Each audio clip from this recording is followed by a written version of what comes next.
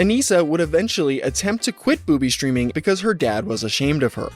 That's fucking sad as hell, dude. She would go on to fat shame other women on her live stream. She gets less hate than that whale. Did she accidentally say whale? She was outright saying ignorant things that would often get her in trouble. As terrible as the Holocaust was, they found groundbreaking discoveries through that experimentation. I don't even think that's true. I don't think they actually found any groundbreaking discoveries. Anisa would also defend the pedophile YouTuber named Lion Maker. Even when Lion Maker, whatever his name was accused of pedophilia, like, it gave me a lot of anxiety because then you're just watching people rip apart somebody. Yeah, Leafy was one of them. She's defending a pedophile and Leafy. What, the Sigma? Another man Anisa had a crush on was named Chris Raygun, where she tweeted out a shirtless photo of him. What? Seems like she's always hitting on like another guy. iDubbbz would shockingly take Anisa's last name. His last name is like ugly. Like, Anisa Washburn definitely stormed the Capitol. That's actually a funny joke. She's got the potential. Time to have some fun, guys. Content cop Anisa, Jamaica. This looks really interesting, dude. I can't wait. It's from Nick Nobody. Let's get it going, dude. Ian keeps me... This is the truth, okay? Wow. I love slop, by the way. It's almost Thanksgiving. This might even release on Thanksgiving. It'll be just like a little... We'll all have like some sloppy seconds, you know? Ian keeps me on a leash, okay? And I'm okay with that because I need to be on a leash. Is this what demon mode sounds like, dude? What the hell? I need to be on a leash, a tight leash, to be honest, because I am Is this a kink thing? What's going on here? unhinged. What we do here is go back. Is this a kink thing, bro? Back. Is experimenting on 10 children to obtain a cure for thousands of kids' lives justified? That's a tough take, dude. That's tough. hard question. Even when Lion Maker, whatever his name was accused of pedophilia, like, it gave me a lot of anxiety because I feel... That's crazy, girl. Girly pop. like a lot of it is based on a lot of fiction and not a lot of fact. Oh, Crying shit. in dog makeup. Come on. Damn, dog makeup. What are you doing? I want to cry in dog makeup. Commentary YouTubers have no idea what it is to work a normal job. Whoa, what the heck? I do. I came from a normal job and now I do this for fun. So, lucky me, am I right, guys? Lucky me. That are looking at this right now. I know that you would f***ing cry if I said something to you in real life. I know you would cry. Anisa, don't make me cry, please. Hello everyone. Today we're going to be covering Anisa Jomha, who's mostly known for being the wife of the once popular YouTuber iDubbbz. What if Anisa, what if it's like to us the case that if she was like married to a guy that could keep her under control more, that she would be like an amazing person? You know, what are the odds that that could be the case? Because I know that when I wasn't with my wife, like, I wasn't the best version of myself, you know? And I don't know if Anisa's wife can really keep him under her... Oh, excuse me, sorry. Anisa... I don't know if iDubbbz... Like, dude, is he like the best... You know what I mean? Like, is he really helping keep her in check, guys? She's a vile woman who's been spewing her terrible thoughts online for the past decade now. I don't think she's vile. I just think that she's like terminally online, you know? Before we really begin, let me just make it clear, I'm not going to spend this entire video skinwalking as Ian. I've seen other people do it before, and what that means. I find it incredibly cringe. I don't need to prance around. Whoa, is this guy insulting our Cameron, dude? Wow, what a cuck. Around in the woods smoking cigarettes or use a bad European... Oh, you don't want to smoke cigarettes? Loser. Guys, cigarettes are unhealthy. Don't smoke. An accent, or even travel to Canada to find Anisa and say the N-word to her in order to criticize her like Ian did with Tana. Oh, got him. That was Anisa's idea, by the way. I also take ownership for the Tana. The Tana thing was my. Oh, that was so long ago. Was my idea. Was my stupid idea. Instead, in my typical fashion, I will metaphorically... It was kind of funny at the time. I'm not gonna... It wasn't good, but it was funny at the time. Let's be real, okay?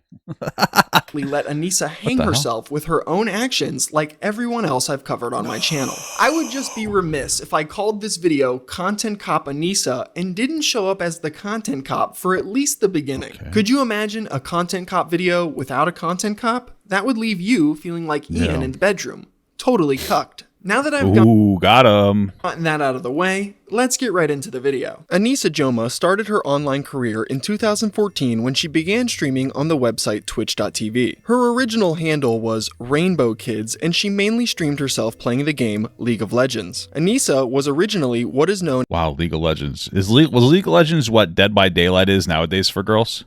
as a booby streamer. A booby streamer is a woman who exploits her breast in order to gain followers, subs, and donations, typically from a young male audience. Hey, listen. You gotta utilize your assets. That's all I'm saying, dude.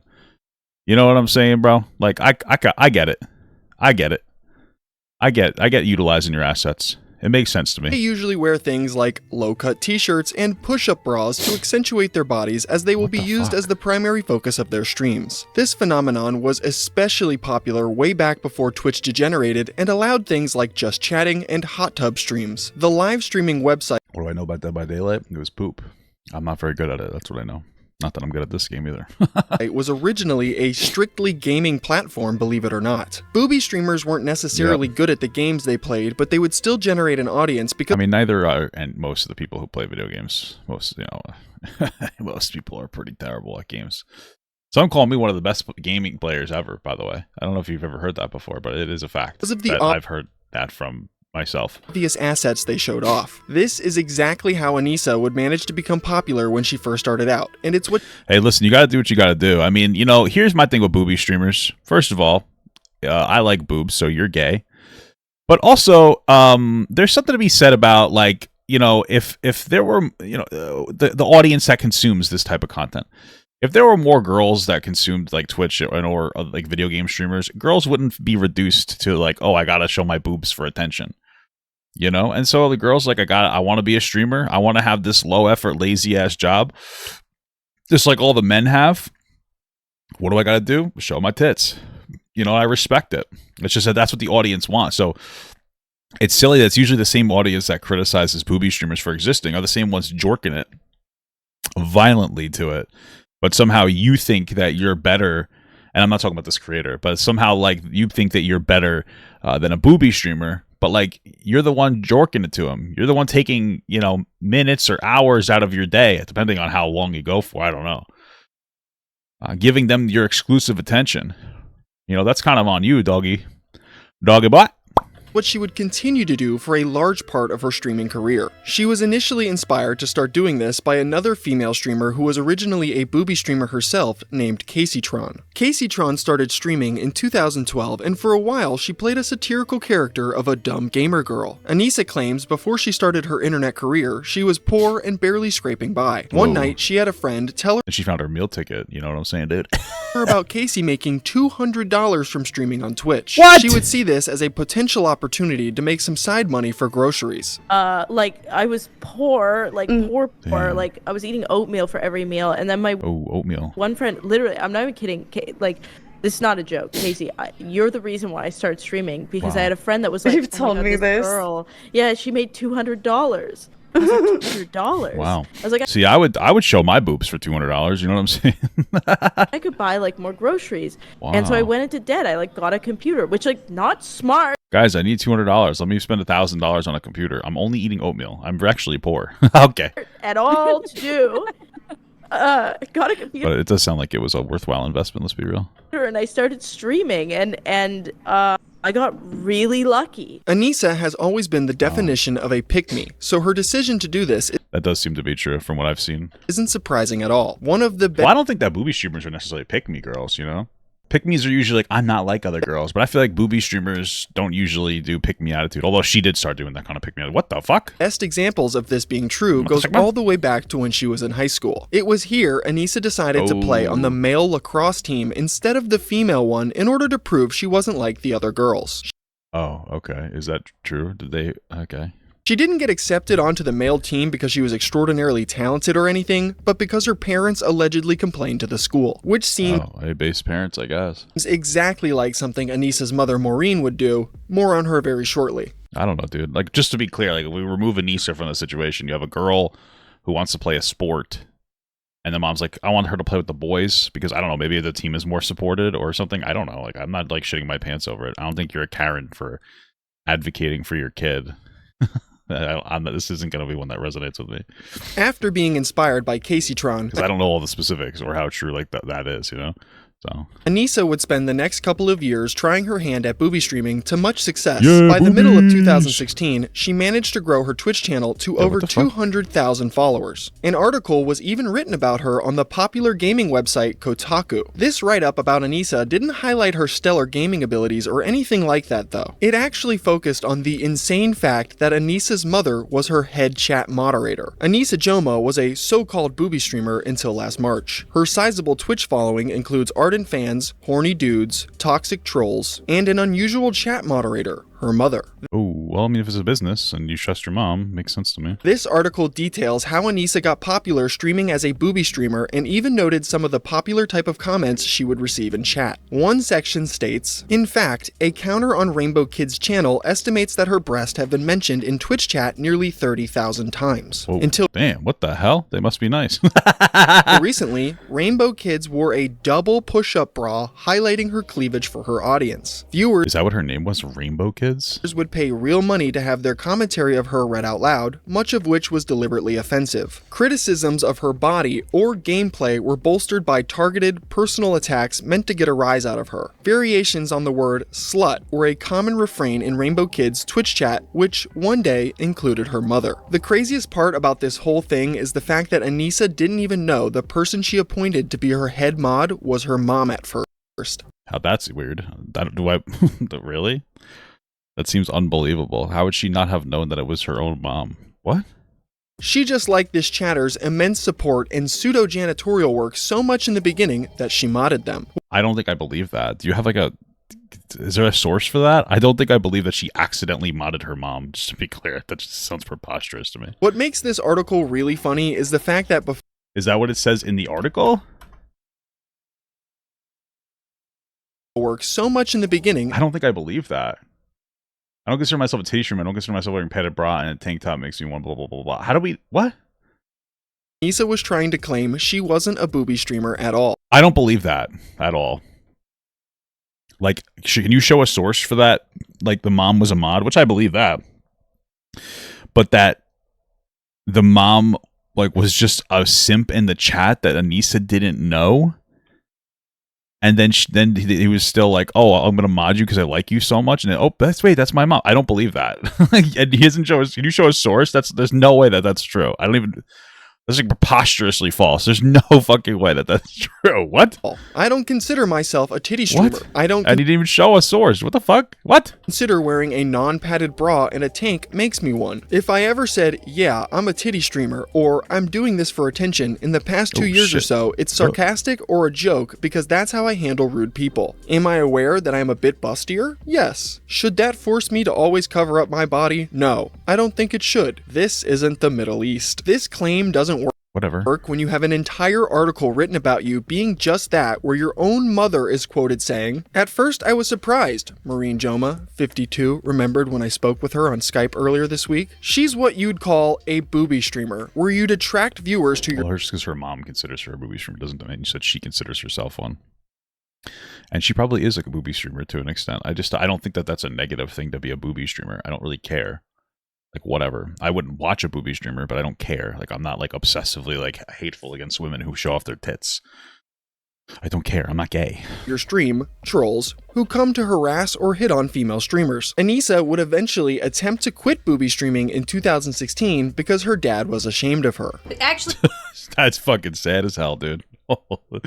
That's just, hey, raw and real, am I right, guys? it was my father that made me stop doing the titty streaming completely. Gee, I wonder how her dad feels about her current career choices. Anisa would even try and retcon. Doesn't her dad have, like, an issue? Like, isn't her dad have, like, Alzheimer's or something and he's struggling?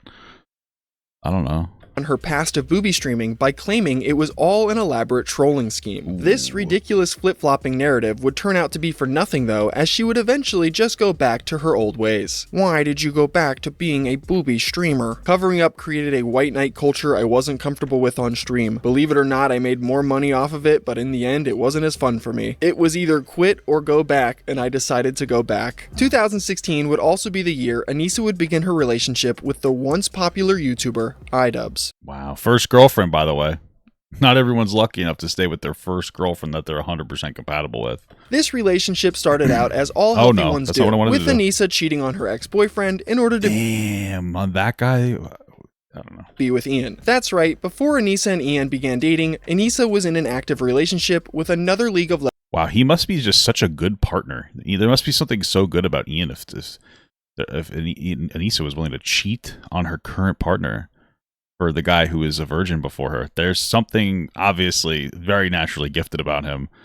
Nothing to do with money, I think personally.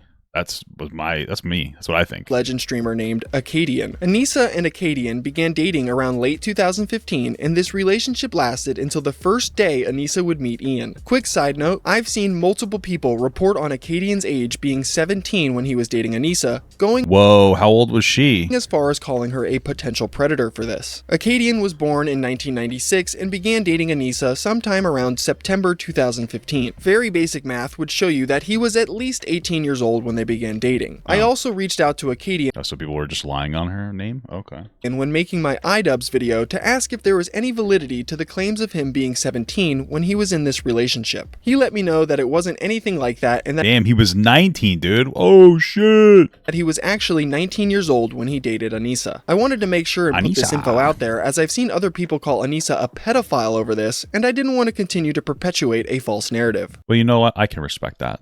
That's respectable. I can appreciate that. Like it gives him some more credibility, even though I'm pretty sure he lied about the mom thing. So that's still good. Now back to the story of how Anisa cheated on Acadian to be with iDubbbz. In 2016, this League of Legends couple would go to TwitchCon, which was located in San Diego, California. Coincidentally, this happens to be the same place iDubbbz was living at the time. Anisa originally claimed she accidentally booked an extra day of her trip and was left all alone once TwitchCon ended.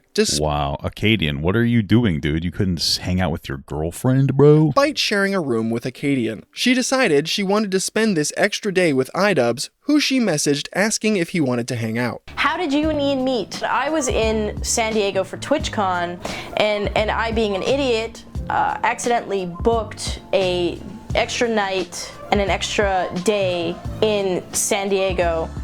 So TwitchCon was over, everybody was gone, and I was stuck in the hotel. She accidentally did that? I don't know if I believe that. I wonder if she was just looking to be away from her boyfriend or something. You know, not for nothing. I mean, everything aside, you know, how old was she at this point? If he's 19, how old was she? This guy won't shut the fuck up. Stop monologuing. Holy fuck. I mean, how old was she at that time when he was 19? Yes, there's like a 3-year age gap. So she's like, what, in her like very early 20s? I'm not trying to say I don't care, but like this, you know, young people like being stupid in relationships is not something that would like surprise me. It doesn't like surprise me, you know? So I'm not like, oh my God, what a terrible person. It's like, it's not good. You shouldn't cheat or anything, but I don't think that this is like a fundamental, like huge fucking issue here. You know, it's like a young people, like it's also, it's not unusual for,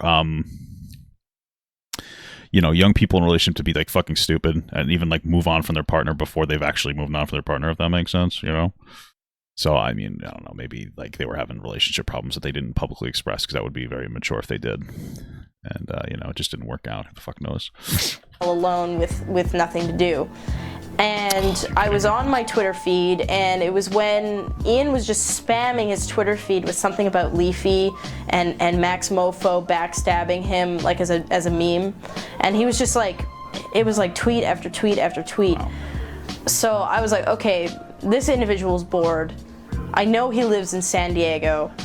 Maybe he wants to hang out because anything's better than like sitting in this hotel all day.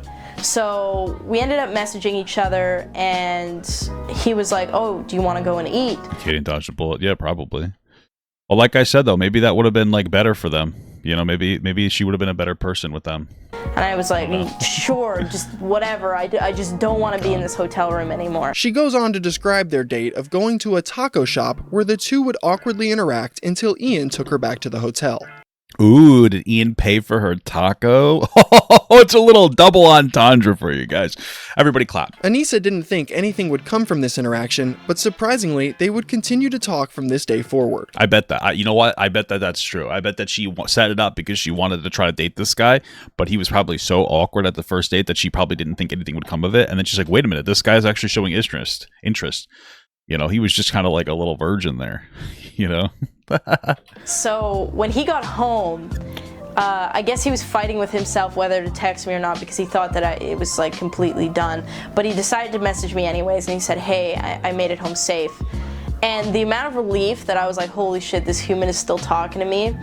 It was unbelievable. We didn't stop talking. That's so beautiful. That whole night we talked until we fell asleep, and then ever since then we've just been pretty much inseparable. Doing all of this while having a boyfriend is crazy work. This wouldn't last long though, as Acadian would tweet out weeks later, rolling on the floor laughing, "What the fuck, I actually hate girls." True. Oh, that makes sense. They broke up because he was gay. No, I'm just kidding. Alluding to the pair breaking up. Anisa cheating on him clearly affected him mentally, as he would also tweet on the same day, "Probably won't be streaming/active for a while until I get back to a good place mentally." Damn. She's like a fucking, she's one of those chasers. She's a streamer chaser, guys. You know what I mean? It's like I've been watching what's that thing called? Okay. I've been watching Landman, and the daughter only dates football players. Anisa, that's basically Anisa. Except for some reason in that show, they make the daughter from Landman 17, which is fine by itself, except they make a huge point to make sure that like multiple adults are attracted to her, and they explicitly say it in a way where it's like, oof. Like, yeah, we know it's not okay, but it is also kind of okay. Like, that's the energy they give off. And it's just like, why? Just make her 18. Like, I don't understand. It makes the show uncomfortable. The show's good. Very well written. Some weird cringe right-wing propaganda. Like, there's one moment where somebody says that he thinks COVID was a conspiracy theory. And then they talk a lot about how oil is actually amazing and more efficient than everything but nuclear energy. That stuff's a little cringe. And also when the Landman's wife does nice things for him, he's like, you just do this because you want attention. You want to be appreciated, not, you know what I mean? It's like, okay. But outside that, writing's great. You know what I mean? Sorry, guys. A week after this, he posted a now-deleted vlog where he continued to vaguely discuss the breakup and how it was making him feel. I would say, like, right now, in terms of like mentally, I'm not like in the best state. Damn, I feel you. I can't really explain, but I'm just like, I don't know, like, I don't know if any of you guys can like resonate with me or like feel me on this, but I'm just fucking pissed off all the time. Like, I'm just angry, like every day. As soon as I wake up, like I'm just fucking angry, and I don't know how to stop being like. The only thing I can do is just distract myself with like just jack off. I hear you, brother. League of Legends or doing shit like. Anisa would eventually be called out for cheating on Acadian, which she would deny. She would then conveniently change her original story and added in a new detail that her relationship with Acadian was actually really bad and they didn't get along very much. Well, that's probably true. It doesn't mean it's okay that she cheated, but that probably is true. It probably wasn't great. They probably had a rough relationship. They were young people. That doesn't justify what she did, but it's like, I'm never going to take a 20-year-old's relationship very seriously. Sorry. Because of this, she wanted to get away from him the day after TwitchCon, so that's why she went to hang out with iDubbbz, and Acadian apparently knew this all along. And when we were at TwitchCon, I accidentally booked an extra flight and an extra day, and Are you kidding me? And Matt was there, like we just had an extra day and an extra whatever, and I was talking to Ian, and Matt knew that I was talking to Ian, and I said to him, I said, do you mind if I go hang out with Ian? This part I doubt is true. Or iDubbbz or whatever, because we have this extra day, and I don't want to be in the same fucking room as you. Anisa would never admit to cheating on Acadian, even though her anniversary with Ian is on the exact same day she admit to breaking up. This is not a great video of her, I don't think. With Acadian in Discord message leaks we will be covering later on in this video. You guys, Anisa would never cheat because she thinks cheating is wrong. There is never a valid excuse for cheating. Never, ever, ever does somebody have... If your husband hits you, I don't know. I feel like cheating is bad, but there are valid excuses for it. There's a lot of complicated shit going on. It's not good. You shouldn't do it, but you know, I hate this. This is a 20-year-old perspective. You know what I mean? Like, she was a kid back then. I think most people are like, yeah, cheating is bad, but like life can be complicated. You know what I mean?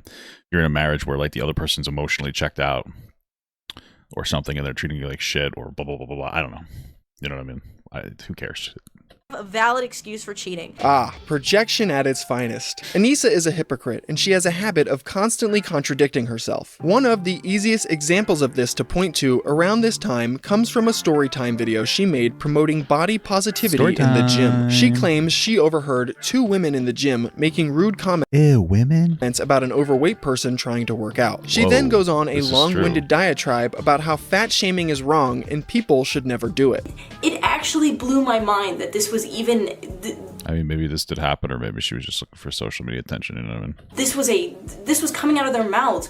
Any bit of disgusting that they thought this woman was, if they would just look in the mirror or hear what they were saying, like, that is a million times more disgusting than any fucking abomination I can even dream up. Whoa. And I'm just sitting there What about Gorlak the Defender? flabbergasted Or at Destroyer? What is it? Destroyer? I don't know. the idea that there's these two women actually ridiculing somebody who has the balls to get up and go to the gym and deal with the shitty people like them and still come back and better themselves. Anisa fails to take her own advice though, because after she made these statements, she would go on to fat shame other women on her live stream. Damn.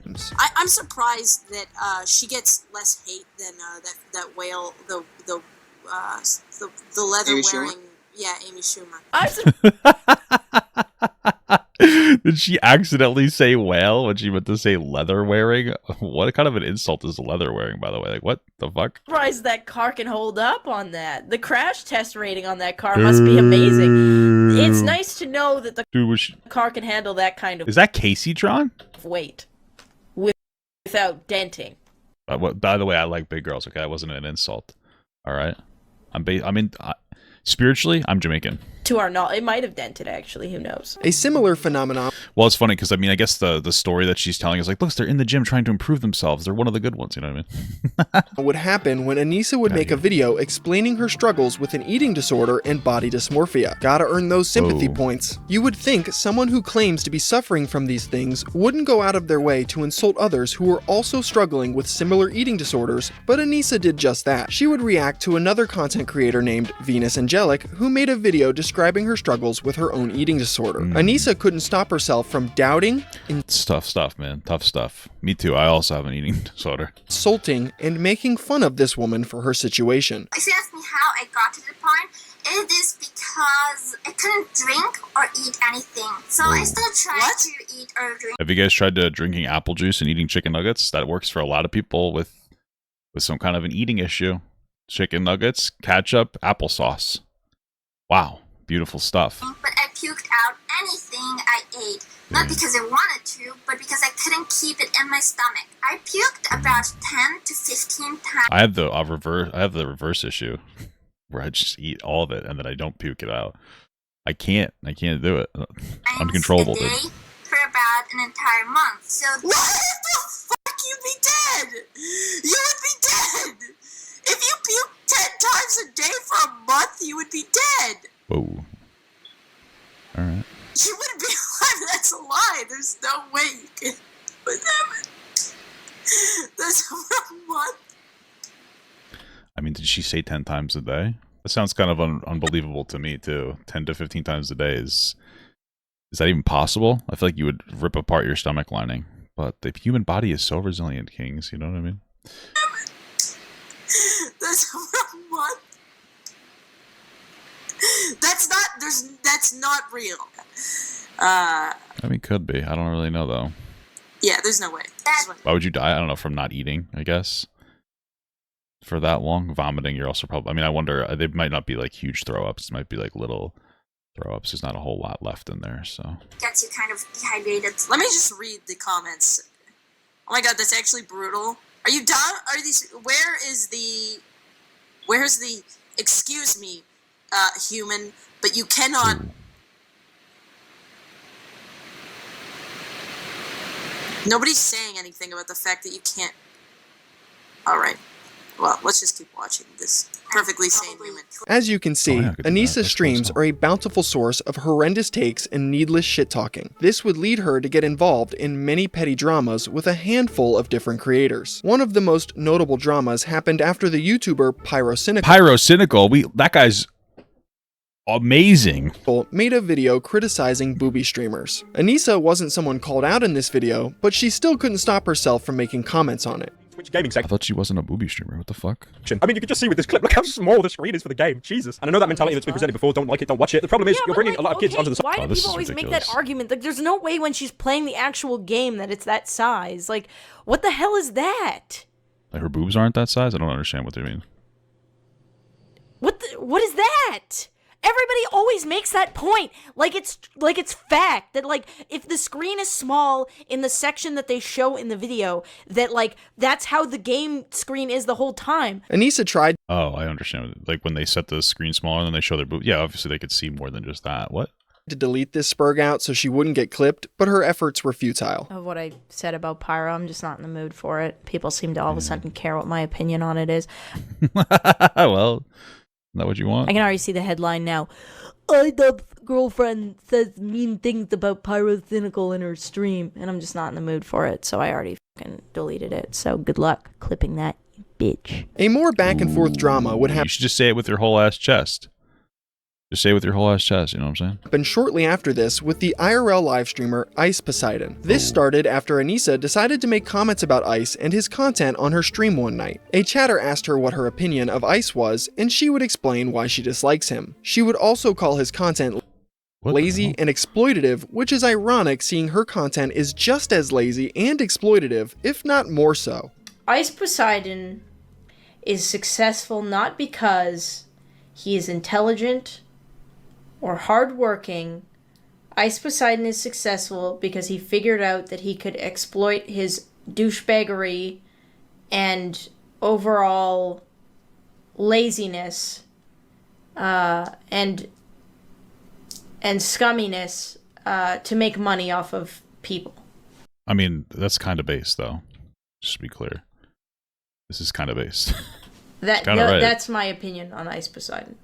I'm not a fan of him. I do not enjoy putting down fucking flags. It's so annoying. His YouTube videos. I don't enjoy his live streams. I cringe at when he said to that woman that he's famous. I don't enjoy him. I don't like him. This clip would go somewhat viral and eventually... I mean, it's kind of based. I don't know. I don't know what you want me to tell you. Ice himself would see it. He decided to respond to Anisa in quite a hilarious fashion. Let me this. All right. I don't know who the fuck she is. Apparently iDubbbz girlfriend. I don't even know who the fuck she is. My laziness, listen, I was reading the comments. I've never watched your fucking stream. Apparently you're a fucking titty streamer. How can you tell me I'm lazy if you're sitting down in a motherfucking chair being a titty streamer? Listen, I don't need your shit. I just feel like everybody's like lazy. Doesn't he just go around and like, he acts fucking annoying and he gambles? Yeah, I mean, you had like huge controversy for a long time. I think he's slightly reformed maybe, but I mean, this is kind of based from her. She should have just like stood on it. Okay, you're talking about me being an asshole to people. Stop being a fucking triggered motherfucker. Who gives a shit? That's my 2 points right. Wait, was Ice Poseidon the one that had the controversy where like they filmed the girl having sex and she felt like super violated? Who was that? Do we remember who that was? Or am I thinking of the wrong person? There, I mean, I don't really have to continue anymore. If you're a titty streamer, you automatically lose the argument there. I mean, there's nothing for you to say other than that, so... This drama would only become more amplified after the YouTuber Keemstar made a drama alert video covering the back and forth, which garnered over 1.3 million views. If Anisa wasn't getting into petty dramas with other content creators, she was outright saying ignorant things that would often get her in trouble. The most egregious example of this comes from the time Anisa decided to defend the human experiments conducted by the Nazis in concentration camps. Yes, Anisa actually tried to justify the senseless torture of innocent people. Is experimenting on 10 children to obtain a cure for thousands of kids' lives justified? That's a really hard question, and I think if people are being 100% honest, they'd give you a different answer than what you're expecting. As terrible as the Holocaust was, obviously it was horrendous, and how disgusting the doctor was that did the experiments on people. It was gay people, handicaps, twins. I think that's. And obviously, they were obviously Jewish, or they did it on Jewish people. They found a couple of really groundbreaking discoveries through that experiment. I don't even think that's true. I don't think they actually found any groundbreaking discoveries. It's just like a stupid thing to say. But go off, queen, you know? Experimentation. There were no groundbreaking discoveries that came from the human experiments conducted by the Nazis. A Google search that takes less than 10 seconds to do will show you that Anisa's take is profoundly untrue. There was no scientific method followed during these human experiments, and the notes recovered from them amounted to scribbled gibberish. These experiments were nothing more than a sick way to torture people under the guise of science. And yeah, well, she probably actually thought that, because I feel like I thought that when I was 14. Like, I heard that. I was like, wait, that's true. Just like a very supremely uneducated take. I doubt that Twitch at that time was full of educated takes, though. Anisa would eventually... Yeah, obviously Jewish is a funny phrase. That I got like a pretty solid meme out of that one. walk this take back years later once it resurfaced and blew up in her face. Well, yeah, I would imagine that she would. It's a dumbass take. I'm sure that she's like, oops. She wouldn't apologize for the statements she made, but instead claims she was only parroting talking points she heard in a college lecture that she thought sounded smart, which is pretty insane. That's might be true, yeah. The same year as her pro-Nazi take, Anisa would also defend the pedophile YouTuber named Lion Maker. I think we did a video on that. I don't remember the specifics, though. Lion Maker was a former Minecraft content creator who was arrested in 2016 for a variety of different charges, which included possession and distribution of CSAM materials. This guy... Well, it sounds like he's not the greatest guy in the world. What the hell? Was caught talking to multiple minors and soliciting nudes from them, some of which he posted on his own Twitter at one point. He even admitted to all of this in an interview conducted by the YouTuber Colossal is Crazy, and eventually went to jail for his crimes. Well, it sounds like he did it. Oh, wait a minute. So apparently, editor note, I looked it up, and ICE did have an incident where him and Sam Pepper secretly filmed the sex worker they had hired on stream and made her uncomfortable, which is pretty rough. Okay, interesting. I don't know if that means that they filmed her while they're having sex, but interesting. This was a wildly popular story that Anisa somehow didn't know about, yet she still chose to ignorantly run to Lion Maker's defense because she doesn't like when people are criticized online. I don't like when people go in and rip a Oh content creator apart like that, no matter what like really happens. It gives me anxiety. Like, even if it is... No matter what happens. What the hell? I guess she changed that perspective because she does have the Ethan Klein, so... It's like, I'm... No matter like how serious it is, right? Like, even when Lion Maker, whatever his name was accused of pedophilia, like, it gave me a lot of anxiety because I feel like a lot of it is based on a lot of fiction and not a lot of fact. And like, if the person really... What that means isn't as bad as what people think it is, which most of the time they're not, then you're just watching people rip apart somebody that maybe doesn't deserve it. I mean, listen, the internet can be quick to judge, but if the guy got arrested, I feel like you kind of... Oh, well, that's cool. I feel like you kind of run out of that excuse at that point. You kind of can't use that excuse anymore. You know what I mean? Kind of gets tough there. As much as, like, I don't know, it's just sad seeing somebody get ripped apart that hard. Yeah, I feel bad for pedophiles, too. That's crazy work, girl. Yeah, Leafy was one of them. That was hard to watch getting... Leafy's a piece of dog shit. What is she talking about? Ripped apart. Yeah, I haven't seen it, Googles. What the hell? That's the worst take. Well, I don't know if that's the worst take, but Leafy, she's defending a pedophile and Leafy? Like, what the hell's happening here? What the hell? What the hell, Anisa? What the Sigma? But I mean, I believe you, but I don't know it. Like, again, it's like, that's... YouTube videos are okay, let me put it this way. YouTube videos are never sincere. Well, Lion Maker went to jail for pedophilia. I urge everyone to check out Colossal is Crazy's interview with Lion Maker. It's surreal. Yeah, I mean, and he went to jail, and he deserved to go to jail. Like, which it just sounds like she's just talking supremely uneducatedly on this topic. Which is whatever. Anisa being horrendous. The answer there would have been like, oh, oops. I didn't know that. That's dumb. I'm an idiot. That's what I would have said. If I was going off on this fucking tangent, I would have been like, oh, I'm stupid. That's what I would have. I think that's the more appropriate response there, girl. I don't know what the hell you're doing, but okay. Horrendously misinformed, but confidently... She wanted to fuck Leafy. Really? Damn. What the hell? Mega pick me vibes. Jesus Christ. Over-opinionated will be a common theme throughout this video. You'll also notice that after Anisa's comments on Lion Maker, she would go on to claim it was hard to watch the internet go after Leafy too. Yeah, Leafy was one of them. That was hard to watch getting ripped apart. This is incredibly rich, seeing the fact that her own boyfriend iDubbbz was the main person leading the charge with his Content Cop Leafy video that ended up garnering over 31 million views. Damn, what the hell? Okay, I'm playing like shit.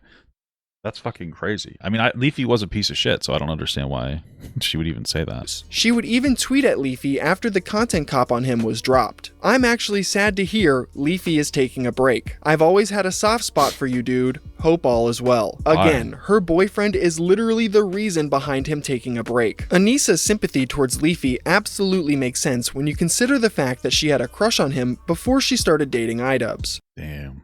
She was really just trying to prey on all these weird terminally online incel boys that nobody wanted to fuck, dude. Dude, is that some kind of predatory? No, I'm just kidding, it's not. But that's fucking crazy that she was like so into all these fucking weirdos. And there's plenty of things that point to this claim being true. Starting with her tweets to and about Leafy, the first one being a reply to a tweet saying, "Real question, who wants to fuck Leafy tonight? Nashville, genuine offer." Anisa replied, "I thought you would never ask." She also tweeted out several more things like, "Simp behavior, am I right?" "At Leafy, why am I never in your videos? Do I need to lower the cost of money to get me to bend over?" And, "At Leafy, I will shield you from the storm with my breasts, my son." Anisa even got excited and hoped she was like really fucking going for it, huh? Jesus. Leafy would talk about her when he made a video bashing booby streamers. I haven't watched it yet. I actually haven't watched it at all, but apparently Leafy, I don't know if it's true or not, because Leafy's never put me in one of these videos. It always kind of made me sad. But apparently this one he finally did. So, let us see. To her severe disappointment, he didn't talk about her. Damn, she was simping so hard, he decided not to give her the attention that she desired. I'm not trying to be rude. This just doesn't this is just not the best look for her. But also, you know, this is probably not the best look for me either. Anisa being attracted to other men is a common trope when she's in a relationship. Leafy isn't the only man she's had a crush on. Who do you think she's attracted to now? Oh wait, they're actually, I was being stupid, but they're actually, I think, is a guy, isn't there? There's some random guy. While she's been dating iDubbbz. Another man Anisa had a crush on around this time was named Chris Raygun. Chris Raygun is a YouTuber with over 500,000 subscribers and was most popular around the same time as iDubbbz in 2016. Anisa has been friends with Chris for quite some time, with Chris making occasional appearances on her Twitch streams back in 2017. On these streams, Anisa would awkwardly interact with Chris and ask him about things like his sex life. What's the weirdest thing you've ever done in the bed? I've had sex in an elevator before. Well, that's not in the bed, Anisa. Come on. Reading comprehension, girl. Have you had sex in an elevator before? Not in an elevator. Fuck, I hit the wrong button. No. I don't. Well, that's not in bed then, is it? I mean, see, exactly. I mean, that's still like. I don't know. Asking, like, you know. From zombies. I mean, yeah, I don't really know. I don't know if I could really. Do you not have anything? Chris is lame. No, whoa, dude, is this sexual harassment, dude? Wait, you've had sex in a dressing room before, haven't you? Yeah, that's not weird, is it? I've never done that. I wouldn't disqualify it as weird though. It's like I shoved a dildo in my ex-boyfriend's All right, that's crazy. ass once. That's wild work, girl pop. Oh my god. and yeah, it was because sex standing up is overrated. What are you talking about? Chris was dating a woman named Lacey Green when Anisa would ask him these kind of things, and Anisa knew that. She wasn't a fan of this fact and would make it painfully obvious on other streams where she calls Lacey a cunt and gives Chris the backhanded compliment that she would make a good porn star. Like, I'm just saying, it's like, you know, that's what you look for. She would make a good porn star. Lacey would make a good porn star. What does that mean? Like, is that supposed to be negative? I don't understand. Thanks. Outside of these streams, Anisa would also... Is iDubbbz not, like, offended by this behavior from her? Like, I don't know. It just seems, like, very strange. It seems like she's always hitting on, like, another guy. I don't know. Maybe she's just trying to be silly, but sexual conversations like that. What? traveled to New York where she would spend time with Chris and film a vlog. The pair spent the day together, went on a dinner date, and even streamed together later that evening, all while being in a relationship with iDubbbz. Anisa would also show her romantic interest on Chris on Twitter, where she tweeted out a shirtless photo of him with the caption full of thirsting and squirt emojis. Wow, that's very explicit and hard to defend, huh? That's crazy. He also replied to a tweet from Chris that showcased a lipstick kiss mark on a note, claiming that it was left by her. Again, Anisa was dating Ian while she was doing all of this, which just makes him look so pathetic. The writing really was on the wall for him all the way back then. All of these controversies that I have covered happened in 2017. This is the same year Anisa's Discord server would leak onto Reddit, revealing some insane things, like her bad-mouthing iDubbbz to her viewers and even discussing potential breakups with him. Anisa would treat the simps that congregated in her Discord like digital therapist and unnecessarily unloaded all sorts of emotional baggage inside this server. Here you can see Anisa talking about breaking up with iDubbbz. I think I'm breaking up with Ian. Damn. Who the fuck is she even talking to? Just like randoms? That's fucking crazy though, dude. That's embarrassing for him. I mean, I guess it's just they're young, but I just feel like, you know, I feel like,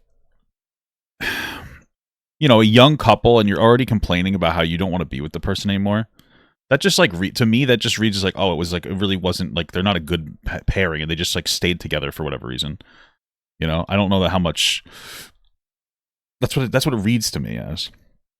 And I feel like we've all been there, you know, with somebody that you maybe you shouldn't be with. Not necessarily, I totally fucking dodged that, but okay. You know, it's not necessarily a good pairing, yada, yada, yada.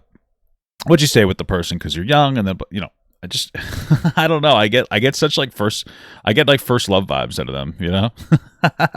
After our first relationship scare and our last trip, I was a lot better and Ian seemed happier. But after I left, it seemed like Ian's opinions on things didn't change much. He hasn't called me in 4 days and we have barely talked. He's at PewDiePie's house. He said, I will call you with my answer when I get back, so about 2 to 3 hours. But I think I'm finally right for putting my foot down. He can't have you waiting around the corner. Even his sister called me and said, hey, he's not treating you right and he needs to learn some hard lessons. Put yourself first. I don't know why he needs to. Yeah, America first, guys. 2 to 3 hours though. I had hoped you wouldn't get back together like last time, just saying. I have no idea what's going on. Damn, you think that the sister's like, oh, hey, you guys shouldn't be together. He doesn't treat you right. Playing into her ego, but trying to get her to be the one to break up with him, you know?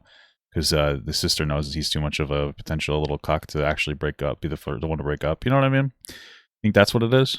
Holy going fuck. On in his head. I'm just so sick of the emotional shit I go through and he seems fine. He legit hasn't called me in 4 days. It must be a really stoic guy. Holy shit. Listen to your gut. And when I called upset, he's like, oh yeah, What the I guess fuck? there were times I could have called. I just feel like a loser. Out of sight, out of mind. Damn, you could have called? Thing to remember is that some people deal with shit by themselves and only by themselves. They deal with it with thought, not communication. Yeah, but for a healthy relationship to work, you need to talk. In another Yeah, so then fucking force him to talk. What are you talking about? leak, you can see Anisa talking about how Ian would never defend her, but her crush, Chris Raygun, definitely would. Lol, yeah, somehow. You think Ian is the main boss? Even though Ian would never publicly defend me, even if you threw acid on his skinned alive body. Maybe, but he's probably too pussy. What the hell? Well, she's out there going around fucking being very passive-aggressive. What is she talking about? I feel like she's the one that would never defend him. Oh, you know what, though? This all kind of makes sense, though, that she's, like, publicly thirsting after another person. If she has a history of, like, cheating on that one guy. This kind of all makes sense to me, because it's like, oh, it seems like she might feel justified. Like, that might be what she does. She just feels justified and be like, okay, fuck it. Okay, I guess I won't press any buttons. But she's going out there publicly cheating. I mean, that's what it is. When you're doing a bunch of like flirty emoji faces and all this other bullshit, I mean, you're cheating on your partner. So she's going out there thirst trapping, you know, other guys and it's like asking them sexual questions, you know, on Twitter, saying sexual stuff. I mean, this kind of tracks. You know, it seems like instead of actually deal with the problems in a relationship, she seems to just decide to. She just seems to decide to. You know, go look for the next one.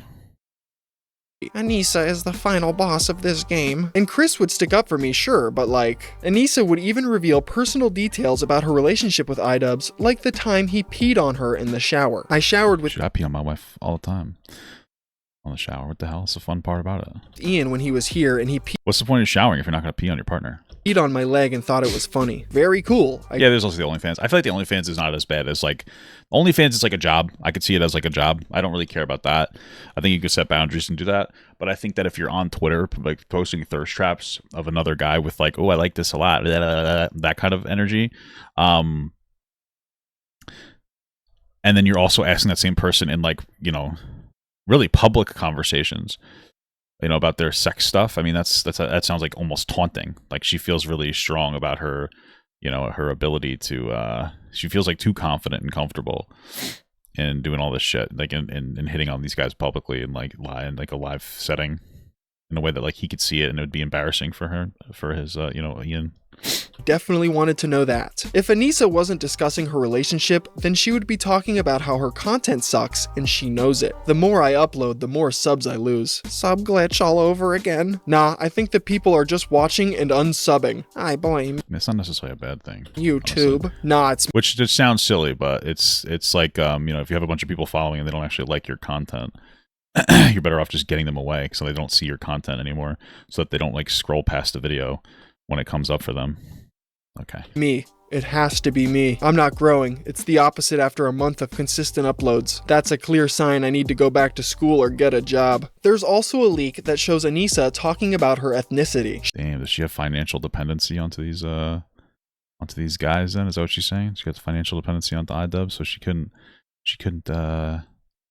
just stick with him? Okay. She claims that she's 50% Irish, 25% Italian, and only 8% Arab. While this seems like a strange and trivial thing to mention, this actually is important to note because in the current day and age, Anisa cosplays as a Muslim for political browning points, even though she's only 8% Arab. I don't think that anybody looks at her and goes like, oh, she looks like a very Muslim person, you know? Which is what a lot of it is. It's like you look like something and people are going to have like a stereotype against it, because that would be her argument. Like, I know I'm only 8% Muslim. But people look at me and that's what they think. They don't think that about her. I don't think anybody thinks that she's like a Muslim person when they look at her. Same thing with like denims. All right. You know, and without the hat, I don't think anybody would think that about Froggy. So I think that's one of those things where it's like almost like a virtue signal. It's like, see, this is what they see about me. You know what I mean? I think that that's what a big part of it is. And she renounced her faith in 2020. Telling my dad... I mean, I could understand, like, if she is actually, you know, ethnic in that capacity, I could see why she might feel like she identifies more. You know, I could get that. I do understand that. You know, but... That I'm not Muslim was probably the hardest thing that I've ever done in my whole entire life. At 16 years old, I sat my dad down and I had a talk with him, basically telling him that I no longer wanted to be a part of Islam. I didn't want to be Muslim anymore, and I just wanted to be agnostic or spiritual. I don't really know what the word is. And yeah, like agnostic would mean you still believe in a god, but you don't have like a clearly defined thing. That's usually how it's used. And he did not take it fantastic. Anisa's Discord echo chamber of simps will never actually criticize her, so that's why she feels so safe divulging all of this personal information to them. Thankfully, I feel like that information is fine to say. All of these Discord leaks would be archived on the Kiwi Farms after Anisa's Reddit page was taken down. In 2018, Anisa, for some wild reason, agreed to debate the controversial YouTuber known as Vegan Gains on the topic of veganism. Vegan Gains is a vegan content creator, if that's not obvious enough, and he gained popularity for his debates and mockery of non-vegan online personalities. He's just like a little debate pervert like most people are. He is also known for saying some truly insane things. I fucking hate children. They literally make me sick. When I see babies in a commercial, I start to gag and almost throw up, and I have to look away and mute it. And when I see babies in a stroller, especially when they're crying, I just want to I don't need to see this like weird performative monologuing. It's so cringe. put my foot through the fucking thing and step on it until it's nothing but blood and pulp on the fucking pavement. This is not the version of Vegan Gains that Anisa debated, though. Instead, he was mostly calm and collected. He presented his arguments. Well, it's like one of those debate tactics. It's like you act like a fucking crazy person, okay, online, and then you dial down the rhetoric when it comes to an actual conversation.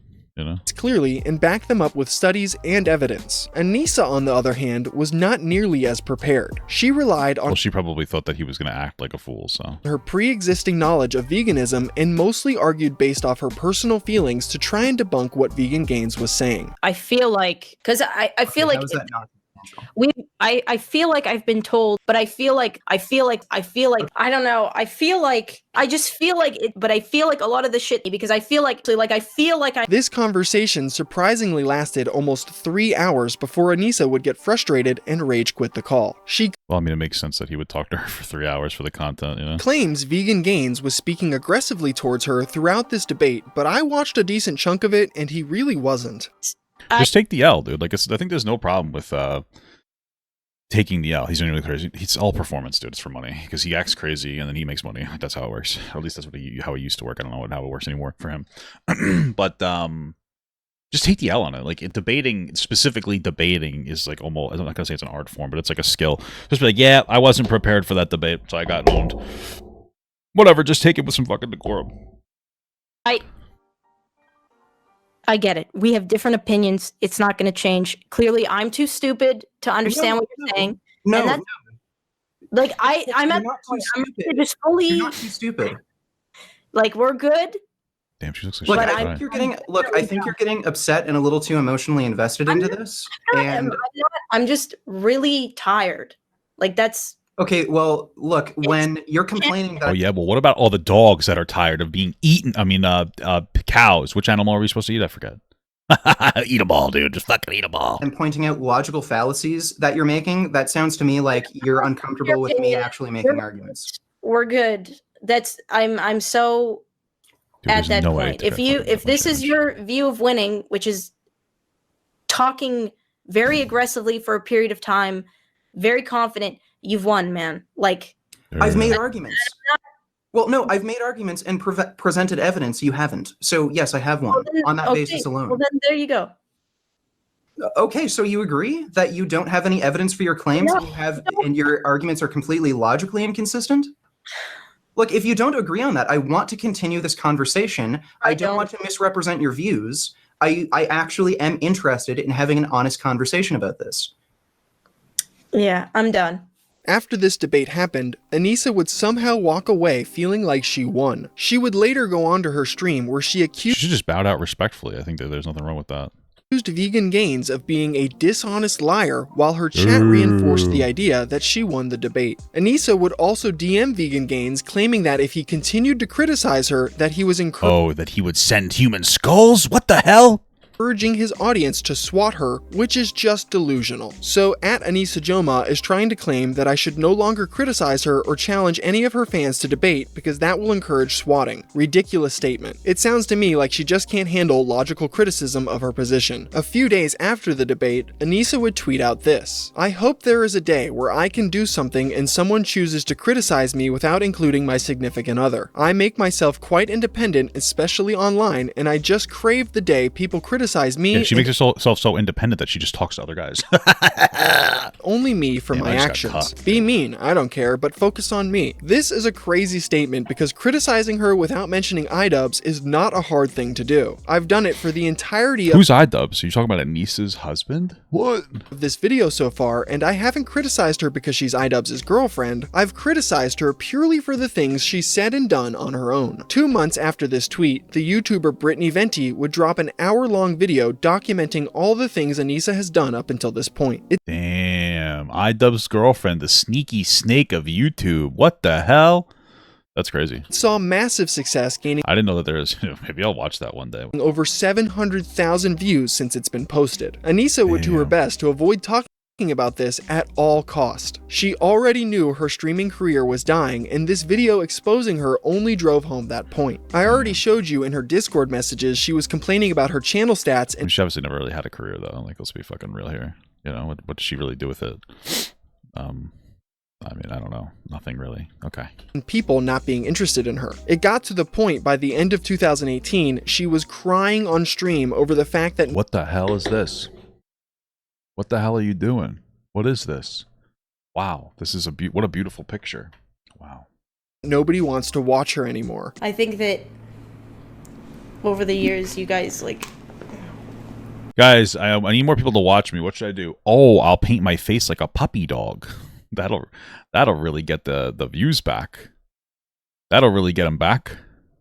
Oh yeah, like a puppy dog. That's a great idea. Let's do that. That'll get them back.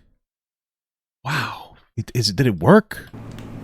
Some of you guys have been here for so long, so. Wow, a puppy dog? Like a real puppy dog? Feel like Wait, is this a real puppy dog? This looks so real. What the fuck? Holy shit. It's actually fucking surreal how real this looks. This is incredible.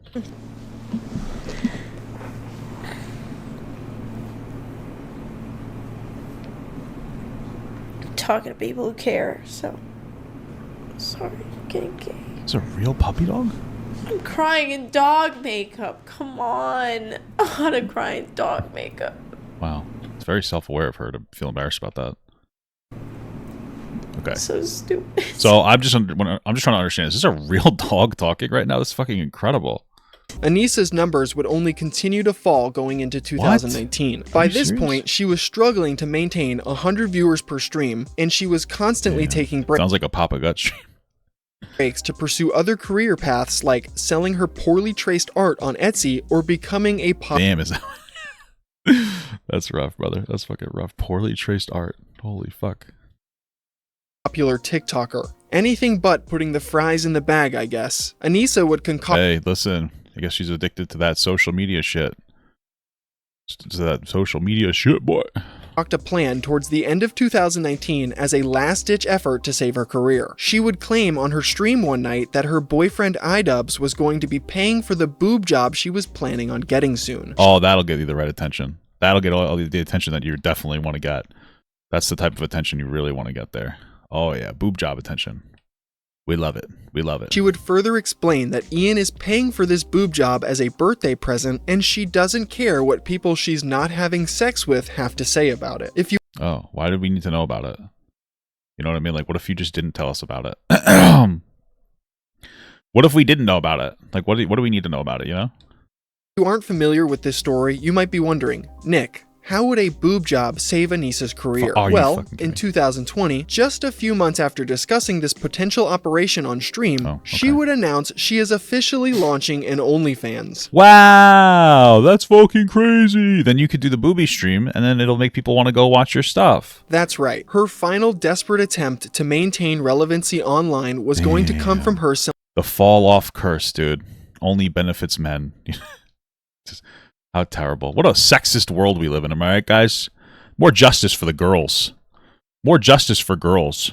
Selling naked pictures of herself to the small group of remaining simps that have stuck around for the last 5 years. The OnlyFans announcement would cause an online stir and become quite the controversy. Not so much for Anisa, but for her significant other, iDubbbz. This would mark the moment where Anisa starts to burn Ian's career because she really has nothing left to burn of her own. And I've done my best to avoid talking about iDubbbz so far, as this video is not a... This is actually super cringe, and the biggest reason is because this game is supposed to give me a checkpoint after I've survived the 2 minutes, but it keeps not doing that. So this is what it's supposed to do. So basically what's happening is Anisa's cursing me right now. About him. However, going forward, he will be mentioned more often because Anisa's actions would begin to really start negatively affecting his career, most of the time worse than hers. I will still try my best to keep the focus mainly on Anisa though, because I do have an iDubbbz documentary re-releasing very soon that goes over in much greater detail the negative effects Anisa's actions have had on his career. After Anisa's OnlyFans announcement, iDubbbz was branded by most of the internet as a cuck or a simp. His first response was to jokingly respond to the simp allegations with this tweet: "I'm done, fuckers, I'm done. No more Mr. Nice Simp." If this No more Mr. I'm going demon mode, guys. I'm going fucking demon mode. was the only way Ian responded, it probably would have blown over after a few weeks, but he decided to drop a video after this that made everything 10 times worse. He should have just plugged her OnlyFans for her. That would be fucking based as hell. That would have been the smart play, I think. The video was titled "Sex Workers, iDubbbz Complains," which was essentially him mauling for 10 minutes about people criticizing him for having a girlfriend that does OnlyFans. iDubbbz goes off on some random 15-year-old on Twitter with sub 100 followers that was jokingly mocking him, and he takes shots at the YouTuber Wow. You know, I will say I really doubt based on iDubbbz's response. I doubt that he was feeling self-conscious about it. You know what I mean? Like, usually when I'm feeling really confident about something, I make a point to try to like complain about every 15-year-old with 0 followers that says something to me. I'm like, no, you're wrong. No, you know what I mean? Like, I never, like, that's what I do. But I'm obviously joking, of course. I'm obviously joking. Cozy, who made comments like having an OnlyFans could potentially ruin future job opportunities, which most people would agree with. I mean, I guess. I just don't care about that. And she's a fucking Twitch streamer, so. Like, listen, people just wanted to hate on her for it.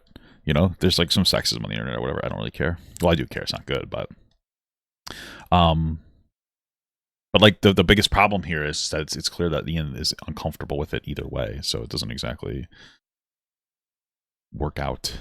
I don't know. Ian, though, like, it doesn't even seem like he really wanted it to happen in the first place. And then future jobs, they might be a little bit harder to come by. I think this is one of the most important opinions to highlight because it really demonstrates a severe lack of real-world experience. Whoa, he's not really wrong. Just doesn't matter for her, so. When you're saying that future jobs are going to be harder to come by because of an OnlyFans account. Like, that is kind of true, though, no? What the fuck is he talking about? Like, if you think this affects your standing or your social credibility in getting jobs, you are so sadly mistaken. Why? That's silly. You know, I mean, like, and here's the thing, I don't think it should, but like, it does. I mean, it probably not so much anymore, but it does do that, so I'm a little bit confused about what the fuck his point is here. He would end this coping video by insanely stating he doesn't care if people jerk off to Anisa. That pretty much wraps up this video. I love my girlfriend, and I'm totally fine with dudes jacking off to pictures of her on the internet. Okay, you do you, brother. You say so. Doesn't affect me one way or the other. I bet. If you are upset by me admitting this, then I suggest you go idolize someone else. For the rest of 2020, Anisa would post on OnlyFans while also trying to keep her streaming career alive. Her streams haven't changed, with her breast being the main focus of her content while she spews out the ignorant thoughts in her head. Here is Anisa in October trying to explain to her chat why animal shelters are actually bad because she believes they perpetuate the behavior of treating pets like they're disposable. What? I guess you can make the argument that the pet shelter existing wouldn't make people feel more comfortable putting their pet in a shelter, so it would give them more of an opportunity to do that, I guess. But sure, I guess. But I also at the same time I think it's like still beneficial. That's like saying we shouldn't have food stamps because some people might take advantage of it. You know what I mean? Like, that's obviously like a silly perspective. Like, yeah, some people are going to take advantage of everything, so. Honestly don't know how someone could manage to come to such a stupid conclusion, and her chat didn't agree with her at all. I guess I have to see how many adopt from shelters. But shelters, where do you think the dogs that need to be adopted from shelters come from? They come from irresponsible fucking people that are breeding their dogs because they think it would be cute or fun to, like, breed their dog with their fucking neighbor's dog or whatever, or they let their dog out and get pregnant, and then they have... Well, I don't know if that's true, because usually they'll try to sell it, so I don't think that really remains true. But okay. A whole litter that they try to sell because they think they can make money off of it, and they do irresponsible things, like they give the dogs away too early. They don't socialize the dogs properly. Then when the dogs go to other homes, to typically bad homes, because the bar to purchase a dog when it comes from a backyard breeder is so low, then you have a bunch of horribly treated dogs across the board. Dogs that were just... I mean, I feel like this is like the stupid take, because most of this take seems to be like, hey, dogs are cringe. No, most of this take is like, hey, animal breeding is bad, which I think that's a decent point. Yeah, hey, animal breeding can be really bad. Oh yeah, for sure, man. I agree with that point. we shouldn't do like maybe we should be more focused on like, hey, we shouldn't be doing animal breeding, rather than like, oh, hey, we shouldn't be having shelters for animals. You know, your best argument is like, hey, I think that it's a waste of money, because we should focus more on humans, is probably your only like decent argument there. Fuck. That's pretty much all you really got there. Be like, oh, I think it's a waste of resources. We should focus more on people. They probably agree with that. But if that's not the take, it just seems silly. Set up from the get-go to have horrible like lives, like the Geico gecko, and then they wind up in the pound, and then we adopt it because it's I bet Anisa wants to have that with Chris Raygun. It's trendy and good to do. And don't get me wrong, it is great to adopt a dog and work from the adoption center with a dog. If you're one of those people, I admire that. That's great. But like when you are just allowing that to happen with zero consequence, then it's just enforcing these people like, oh, it's fine if nobody buys my dogs or whatever, then I can take them to the fucking shelter. Whoa. And then people who are like, oh, it's fine, I'm having problems with my $50 dog I bought from my neighbor, I'll just send it to the shelter. Like somebody will adopt it. It's so popular to adopt, I don't have to worry about it. And then you have like this just so many dogs coming in. Like, I don't know, both are There's so many goddamn dogs coming in across the fucking border. We got to get them out of here. We got to get them out of here. We shouldn't be having them here. That's the take here. That's the take. You should support both. You should support people who are doing their research and going to like reputable breeders. Personally, I think we should just eat dogs. That homeless dogs that they're going to put down anyway. Feed them to homeless people. You know, and me too. I'll eat them too. This isn't like, oh, I don't like homeless people. I think it's a great idea. I'll eat some dog burgers. I'll eat a dog burger. I don't give a fuck, you know? That are responsibly breeding like once or twice a year, period. And only when they have enough demand on a list to be breeding, they're not overbreeding.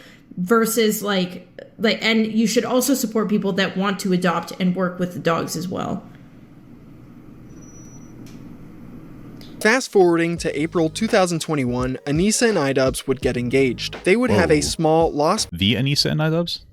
Vegas wedding 2 months later in June. That's so beautiful. That seems like a really good, it seems like they're really in love, so I like that. Where the couple would be officially married. iDubbbz would shockingly take Anisa's last name, becoming Ian Jomha, breaking the usual tradition of the wife taking her husband's last name.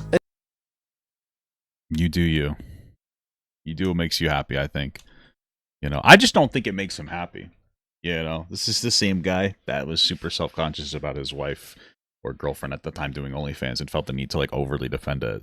You know, if you really weren't self-conscious, you wouldn't have to do that. So it's kind of silly. Anisa made Ian do this because she hated his last name. She claimed on her stream, what's wrong with Washburn? What's wrong with that? Why not just do like Washburn Jomha or Jomha Washburn or something? You know what I mean, dude? What the fuck? I mean, here's my thing. You know, you want to take your girl's last name, that's fine. But, you know, your crickets when she's posting thirst traps of other men on the internet saying like, ooh, watermarks, I like that guy, so sexy, LOL, and asking him personal questions about getting pegged in the ass. It's like, what the sigma is happening? What are you doing, dude? It's fine to take someone's last name, but they're not even like responsible enough to treat you like a person. It's like, what the fuck? That's actually a great point. Some chatter said that 1,000% your dogs will eat you if you die. That's a true thing. With my understanding, dogs will eat their owners very quickly after they die. Return that energy, but I'll return it before you get that energy onto me. Okay? Get the hell out of here. Making a real hot dog. Just being silly. I'm just being silly, guys, okay? It's racist, though, if you criticize me for talking about dogs, because there are some cultures that eat dogs. And I'm open to all cultures. I'm a cultured man, some would say. I certainly would not, but they say it, so they must be right. That it was white trash and sounded ugly, which is incredibly shallow. Wow. People found that's really mean, actually. The marriage certificate very fast, which is like kind of surprising. Not that it matters, but the only reason why we chose my name over his last name is because his last name is like just objectively ugly. It's just like an ugly last name. Like Washburn sounds horrendous. Like Anisa Washburn definitely stormed the Capitol. That's actually a funny joke. That was funny. That's how that went. She's got the potential. But like, I feel like, I don't know. That's like, to me, Anisa Washburn sounds bad. If that's not emasculating, I think it sounds fine. iDubbbz, the fact that Anisa posted half-naked photos of herself on Twitter to promote her OnlyFans on their wedding night sure as hell is. Nah, I feel like that one's fine as long as he's okay with it.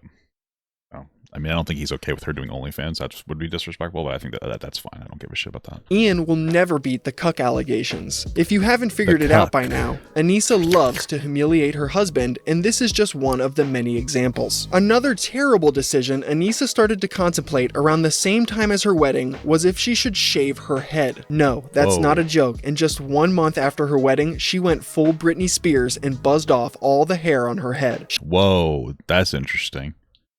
I mean, whatever, I don't really give a shit. She would insanely blame her choice to do this on her internet haters days later. And remember, with a little sounds like she's regretting it.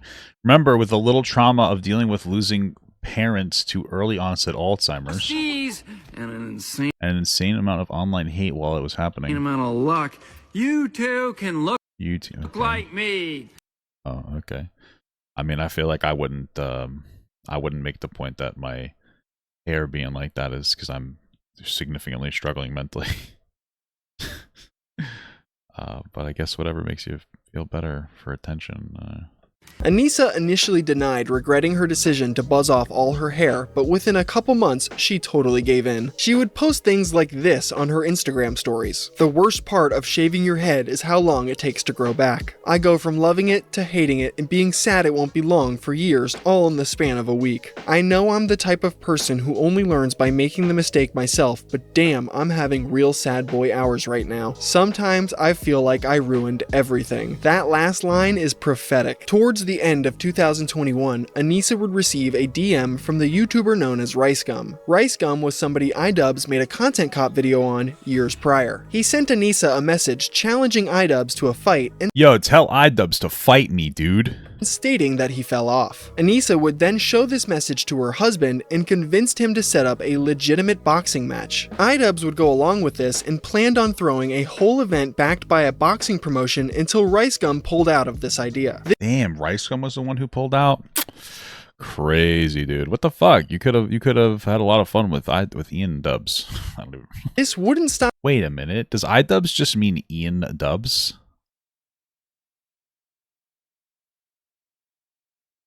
Stop the Jomhas from continuing forward with the idea of hosting a YouTuber boxing event, which were growing in popularity around this time because of other YouTubers. I mean, like, what the hell is he gonna do with boxing? There's like MMA started blowing up. Who the fuck wants to see boxing when the MMA exists? YouTubers like Jake Paul and KSI. Anisa and Ian would create what is known as Creator Clash, with YouTuber boxing events already being. They really had the potential to make something that was like huge. They had all the potential and ability to do it too, and they just fucking threw it in the garbage. It's incredible.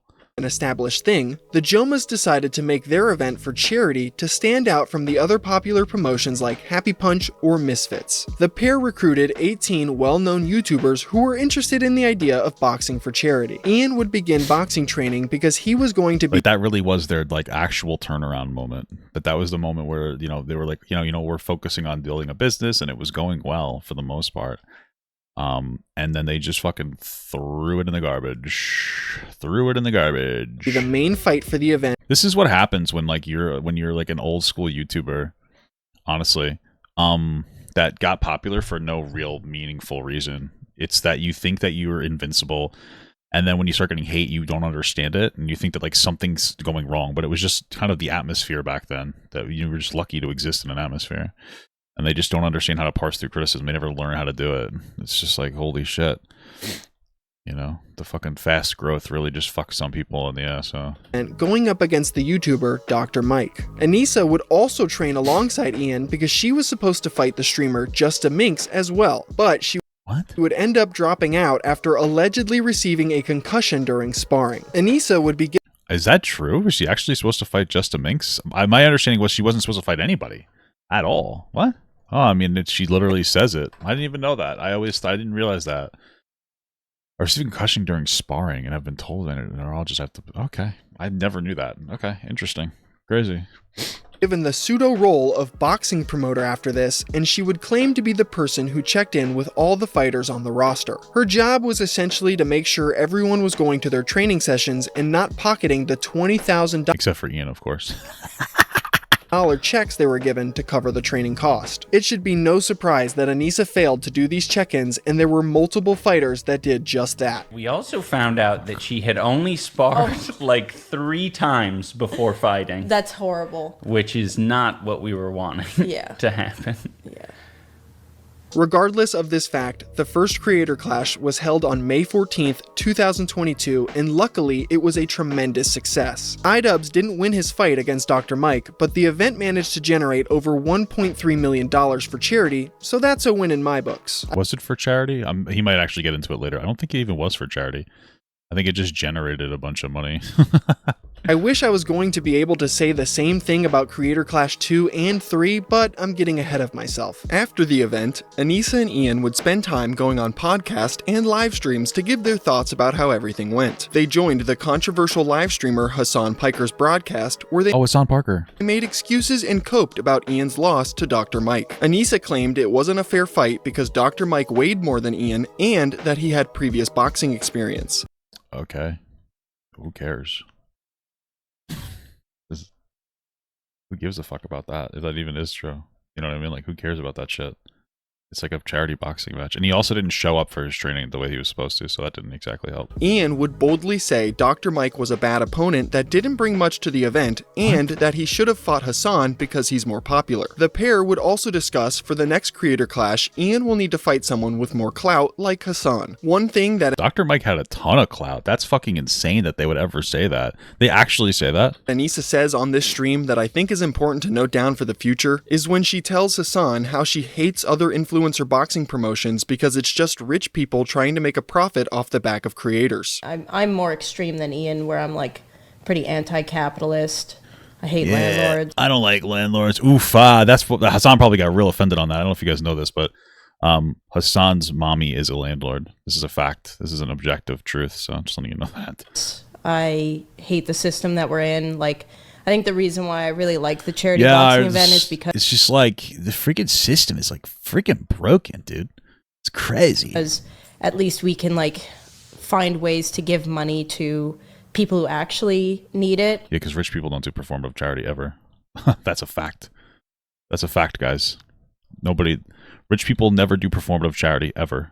Rather than like just being, I think what really made me mad about boxing events in the past is that it's rich assholes betting their money to make money to like have people that are struggling to like make ends meet and capitalism is when boxing match, guys. Did you guys know this? It's actually fucking so based. Pay rent, watch them do it, and then they'll go home and like have a lot of money. Whoa. And like whatever, it keeps going. And the fighters are exploited too. Like exploited, remember that line for a controversy that will be presented later in this video. And like the fighters are like exploited too, dude. Like what the hell?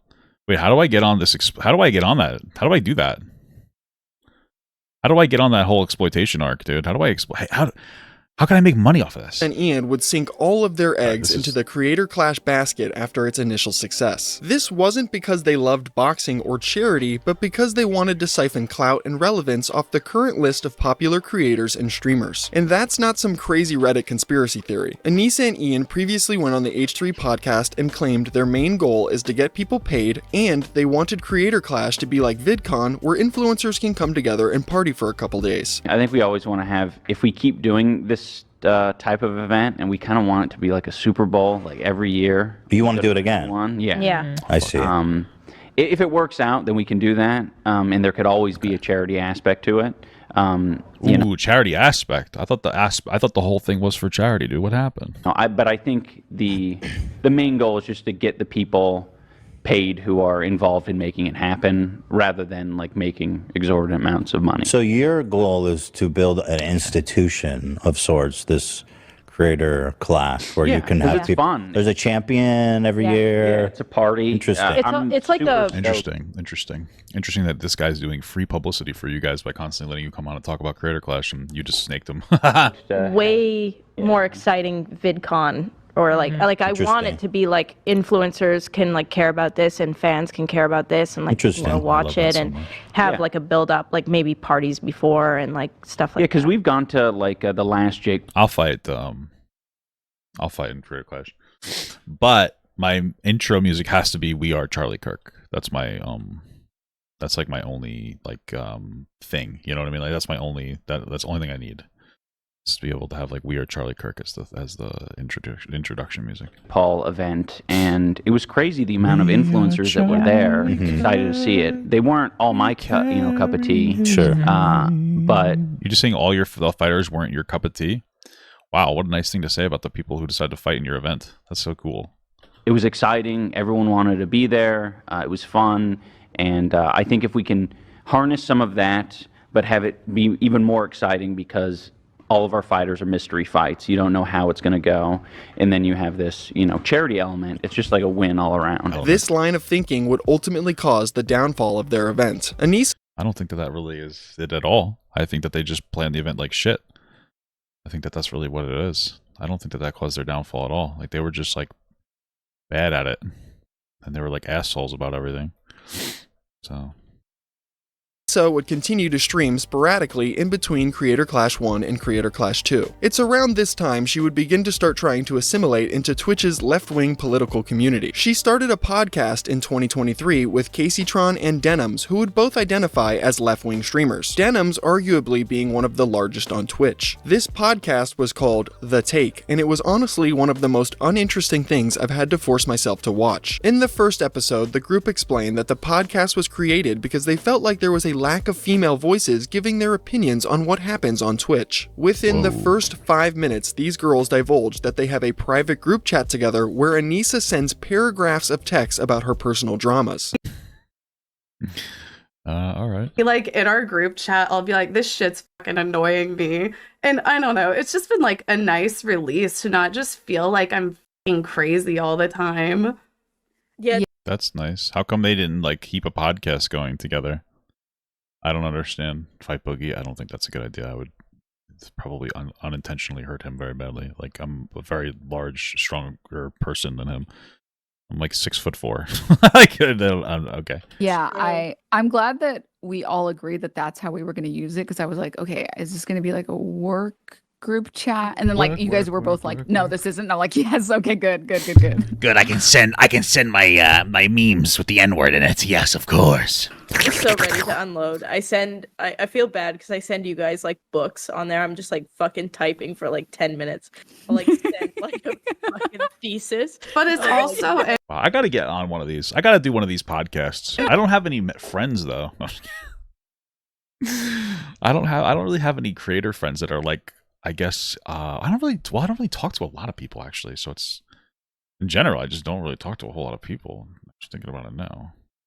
interesting though. Like Anisa will just like tell me some, like I'm like, holy shit, I didn't know that at all. Like Anisa will just tell me like some real like. Anisa then goes on a weird tangent about how she doesn't like her American neighbors because they're too friendly. She believes they're only friendly because they have an ulterior motive to eventually take advantage of her. Oh yes, that's what we like to do. In America, we like to be friendly with people so we can fuck them over in the long run, baby. It's our fucking pro play. And then she claims she's had a nightmare experience with her neighbors in all 3 of the homes she's lived in. Me and Ian have lived in 3 different houses over the past 7 years. Unfortunately, we had to move because we were doxxed out of one of them, but all 3 we had. It's a lot of houses, dude. What the fuck? Had incredible. Sounds like capitalism to me, dude. Incredibly busybody neighbors. Uh-oh. That like wanted to talk to us and wanted to see what was up and wanted to like, kind of just get in our. You could tell it wasn't like, hey, I want to get to know you because we're neighbors. It was like, I want to like get in a position where if I need something in the future or you're doing something that I disagree with, I can like get in your shit. Do you know what I mean? I truthfully have no fucking idea what you're talking about. I don't know what you mean, but okay. Whereas like you're saying that they're nosy, catty people, I guess? Where I'm from, neighbors don't talk to each other. Right, you're just kind of like. Oh, well, listen, I can understand a nosy neighbor person or whatever, But now you're like, hey, we usually don't talk to our neighbors, so them talking to me is actually them being disingenuous. But then you're like it doesn't make any sense. That's what it sounds like to me. It sounds like you just don't understand normally talking to your neighbors and making friends with them. Like I don't really like talking to people either, but when they talk to me, I don't go, oh, they're deceptive. It sounds like you're creating a fantasy in your head to justify being a dick to your neighbors. Just be a dick to your neighbors. Just like don't talk to them. Just don't like them. You know what I mean? Like just be like, yeah, you know, I'm kind of an asshole and I don't care. You know what I mean? Like, yeah, okay, cool stuff. I mean, it resonates with me, motherfucker. You know, we're all existing, and you know, if you need something, I'm here. But like, we don't need to like get into it. I'm here for you, girl. If you need anything, a kiss on the lips, anything. But we've had nightmare experiences in all three houses that we've had with neighbors that just care a little bit too much. Really? Yeah. I didn't understand the busybody neighbor meme until I moved to the US. This the fuck is a busybody neighbor? Reminds me of the popular saying, if you find everyone around you is an asshole, you just might be the asshole. Anisa, or you might live in a conservative area. if everywhere you go you have bad neighbors, you just might be the bad neighbor. After this, the group would discuss streamer-related topics. I love being a bad neighbor. Fuck all you motherfuckers. I have the ugliest house in the fucking block.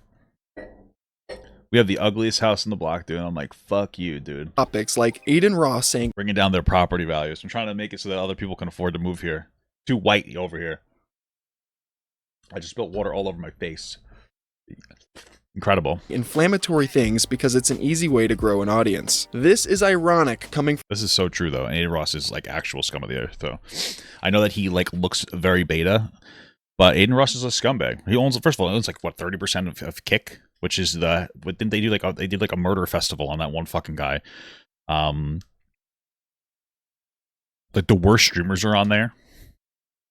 He was big friends. Well, he is still big friends with Nick Fuentes, who is an actual white supremacist. Big friends with Sneeko through his pedophile arc, talking about how it's okay for 12-year-olds to marry 20-year-olds as long as they look mature enough. He's just like a fundamentally bad person, platforming Trump. I mean, we're at that point. I don't care if you think it's cringe. We're talking about like the fucking worst president in modern history. So he's a fucking idiot. He's just like all about money. Oh, best friends with Andrew Tate, sex trafficking rapist. By the way, Trump's administration tried to get Andrew Tate, off. They pressured Romania to let them leave, lift their travel ban. And when they came here, the Florida attorney, Florida was like, hey, we're going to go after Andrew Tate because he's a bad guy. Trump had somebody in his administration or go and fucking try to stop them from punishing him. So from these girls who essentially became popular for doing a very similar thing. The girls planned on making this podcast a regular occurrence, but only 2 episodes would ever be released, so that should show you how much of a disaster this was. Around the same time that this... But why? Like, why? You know what? It probably... it was probably like one of those things where it just wasn't received that well.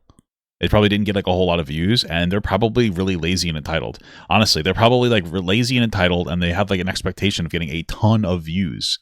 And so when it didn't perform the way that they wanted it to, they were probably like, oh, this is stupid. Like, let's just move on. No, like that's how it works. Like when you do a project, it doesn't matter how big you are. Like you start a new project, you have to build up that new project. You have to get people involved, you have to get people to care. You have to make it consistent so that people feel like, oh, you're actually going to do it and stick to it, and it's worth investing their time, energy, and effort into it. What the fuck? How do these guys even see me? I'm tightrope walking. Anyway, you have to really commit to the project. You can't just give it 2 times and be like, oh, it's not making us money, let's stop. No, it's a fucking podcast where you guys sit down for like a little bit once in a while, like once a week. You can let that build and grow and put some fucking work into it. That's one of the problems, is that like a lot of these legacy streamers got really big doing very little, and so now they don't understand how to put slight amounts of effort into their content. It's fucking crazy, honestly. This failed podcast was created, Anisa and Ian would announce Creator Clash 2. Following the success of Creator Clash 1, Anisa and Ian pushed forward with their dream of hosting their own version of VidCon. They massively scaled up from the first event with things like a larger production, more fighters, and a bigger venue. The Jomhas also thought it would be a genius idea to rent out an entire hotel for the creators they invited, costing over $150,000. They also flew in streamers like... I mean, it's nice that they wanted to treat the people well. I can appreciate that, but I don't know how much upscaling you need to do. especially if it's branded as a charity event. Like Hassan Piker, Denims, Frogan, and many more just to quote-unquote promote the event, which none of them really did. They paid for the company Getty Images to come to the event and take pictures of everyone attending. Wow. They even threw 4 separate influencer parties leading up to and after the boxing matches, and there was a red carpet gala event where Anisa got to hand out fake awards to the fighters. She even got Look at how happy she is. You know what they didn't do? A podcast. They didn't do a creator clash podcast that was like meaningful. Why weren't they just having fighters come on and being interviewed? You know, like they're online influencers, but they didn't. What the fuck? I did not mean to do that. But they were online influencers, but they didn't do any they put no effort into the online influencer part. They should have created a brand out of this that was like heavily like not even dependent, but like heavily, you know, milked the fact that these are people that the people that watch these people like these people. It's a parasocial boxing event. Play into the parasocialness of the boxing event. Do more than just nothing. Like it really is very stupid the way that they interacted with this, because they could have done so well by doing some kind of podcast where like, hey, we're going to do a weekly Creator Clash podcast. We're going to host it. We're going to have people come on and they're going to talk. It's part of the agreement for the boxers to come on every once in a while. We're going to collect that money. We're going to use that money to pay for the event. We're going to use that money to pay for the prize pool. Every membership that you get right now is going to 50% go to the prize pool of the people. Like there's so many different things that you could have done. There are so many different things. Like that's that's a compendium. It's called like, that's what they do in like Dota.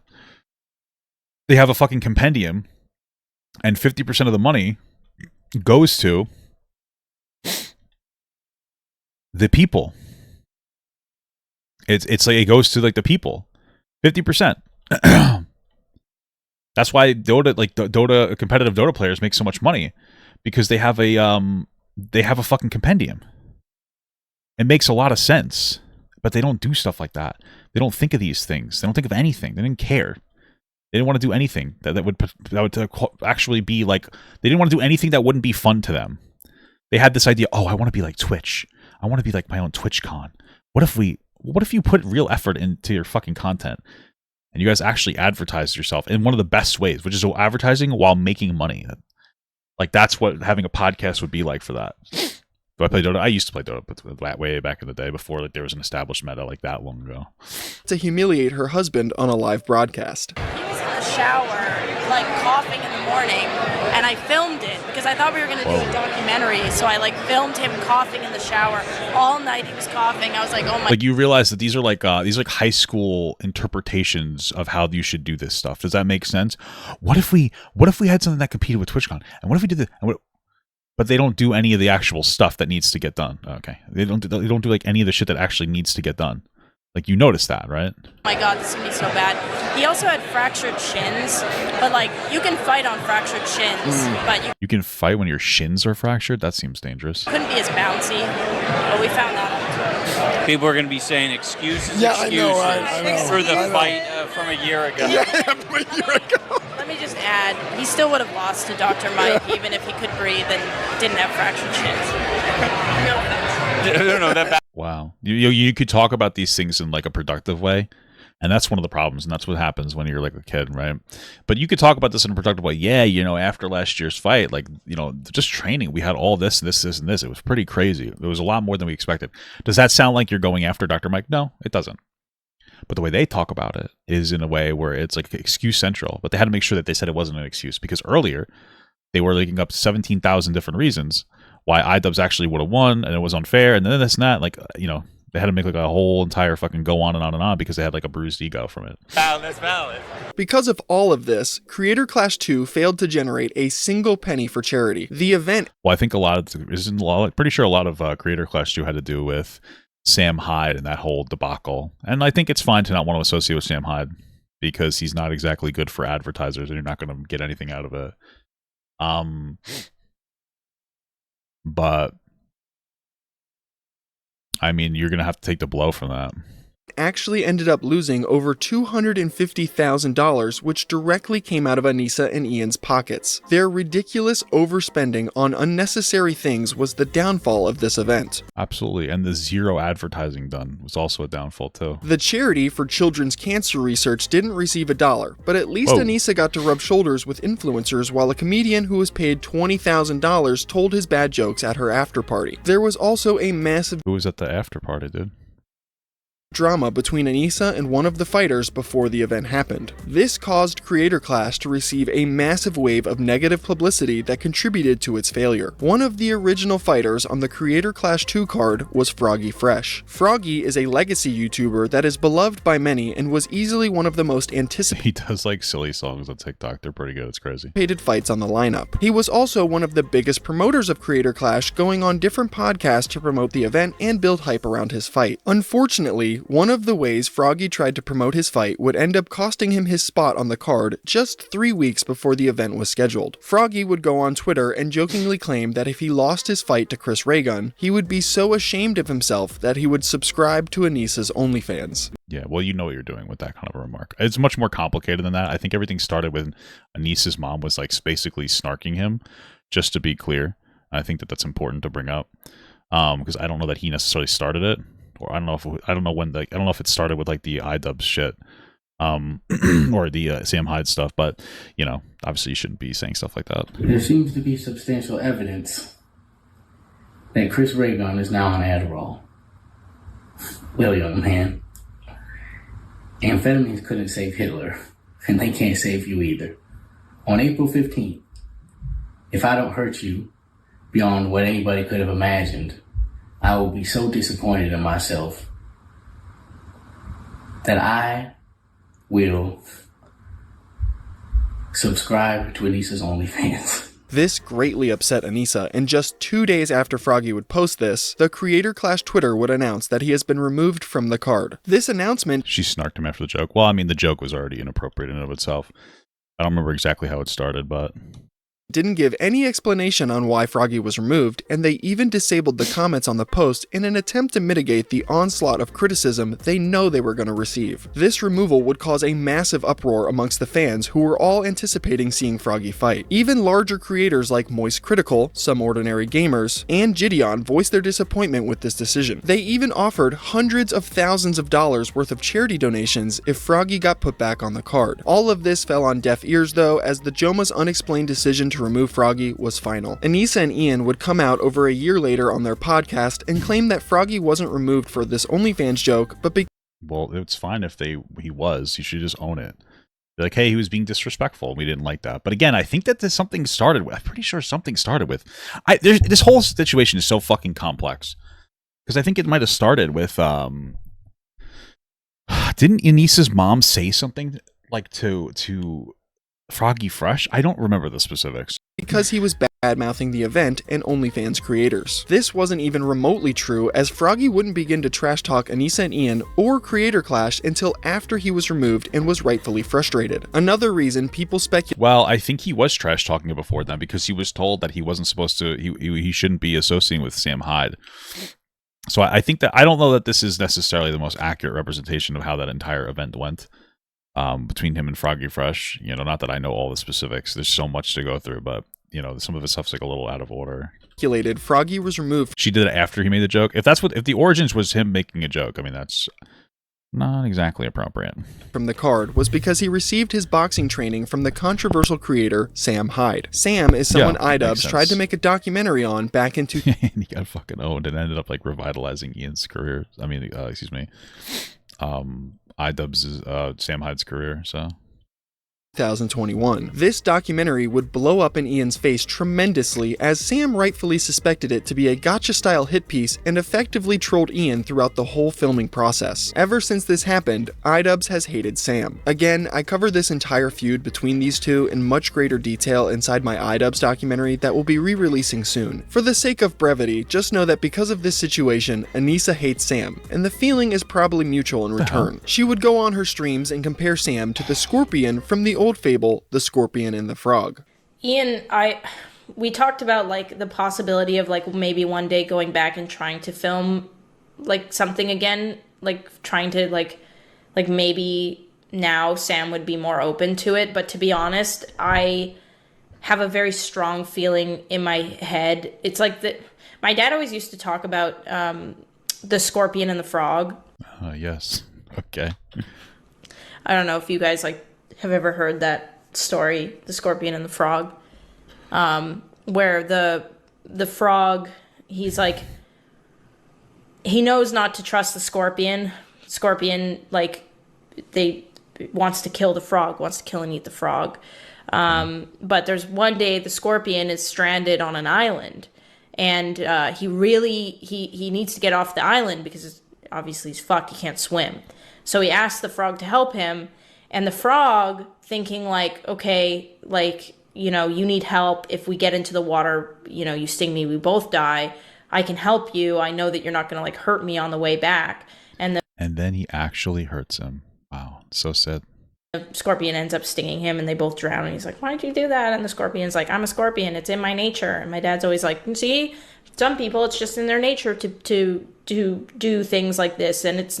Yeah, maybe Anisa. Maybe it's in Anisa's nature. Who knows? It's just who they are. Anyways. I feel like it might be in Anisa's nature to do those things, so that's kind of funny. You gotta learn from the scorpion and the frog. This is ironic, seeing the fact that Ian would have actually been the scorpion in this story, seeing he tried to trick Sam with his documentary. Sam would see Anisa's comments about him and responded on a stream of his own. With the 15 says, Sam, get Jetta. It's like a dumb thing. Like they went into the documentary, iDubbbz got fucking owned, and just like move on from it and don't talk about it anymore. It's probably the best play to make, you know? Praise for the consistently pleasant streams.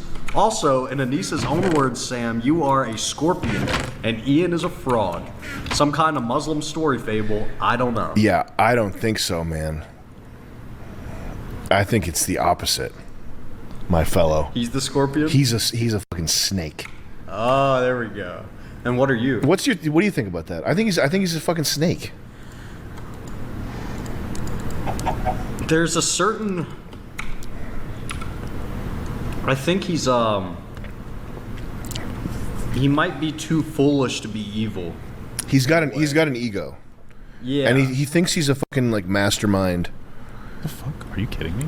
And he definitely viewed me as a tool, like a documentary subject, stepping stone, guy that he could eviscerate with his big brain in order to make 4chan stop calling him a cuck. Yeah.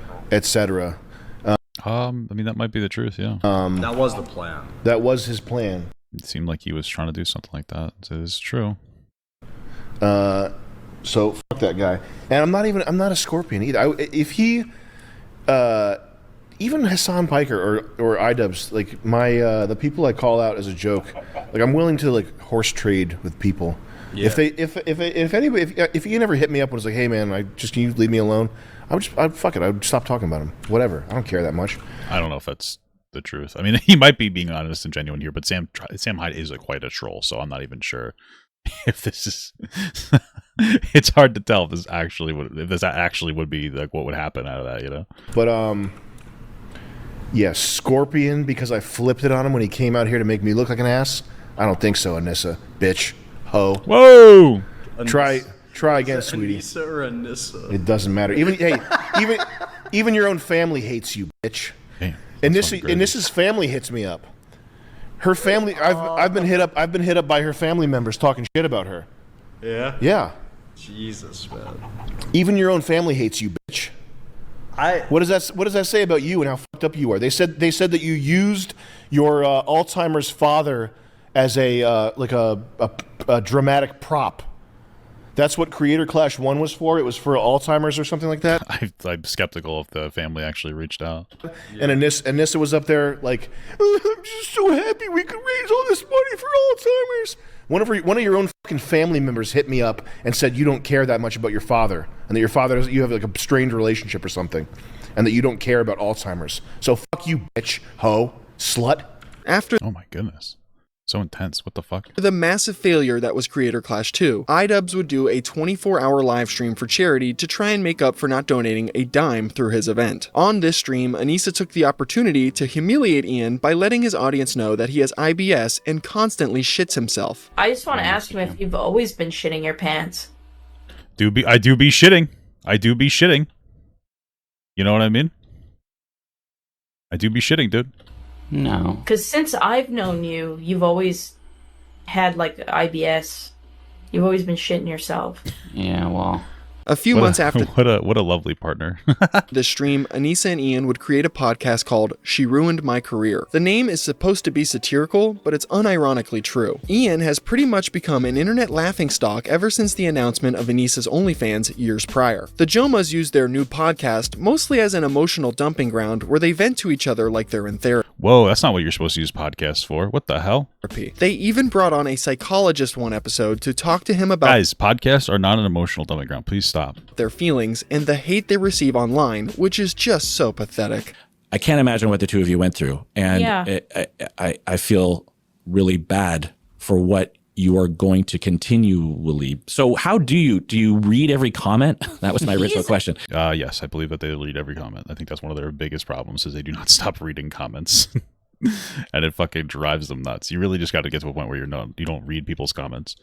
Wow, this is incredible, whatever's happening here. But you really just need to like not read people's comments. It's just unproductive.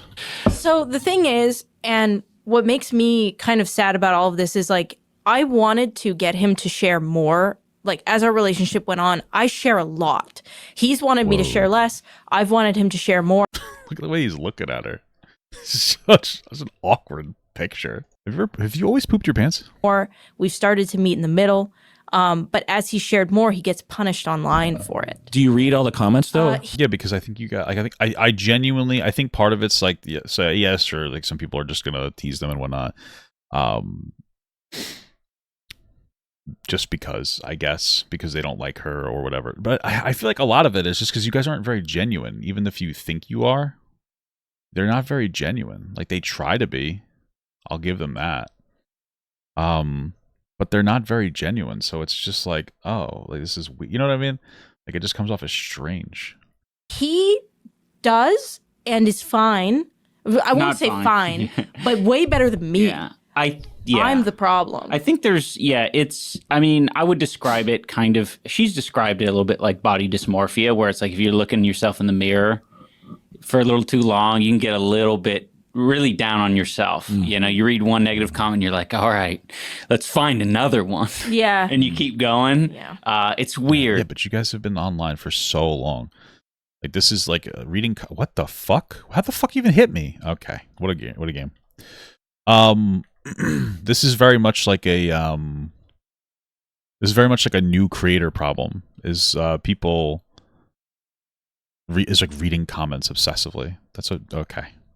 That's a new creator problem. You know, you shouldn't be experiencing this issue at this point in your career. It definitely hurts, and I can get caught in that. I don't really know why they created this podcast. It certainly isn't paying the bills, which is something they might find themselves struggling to do soon, as they claimed on the H3 podcast they haven't made any money in the last 2 years. So, yeah, you mentioned You haven't made any money in the past few years. Have you guys tried doing a Creator Clash podcast? you got to start earning money again. Are you guys not earning anything right now? No. Oh boy. We have not earned money for the past 2 years, which makes taxes very easy. That's good. Nice. We love that. Easy taxes.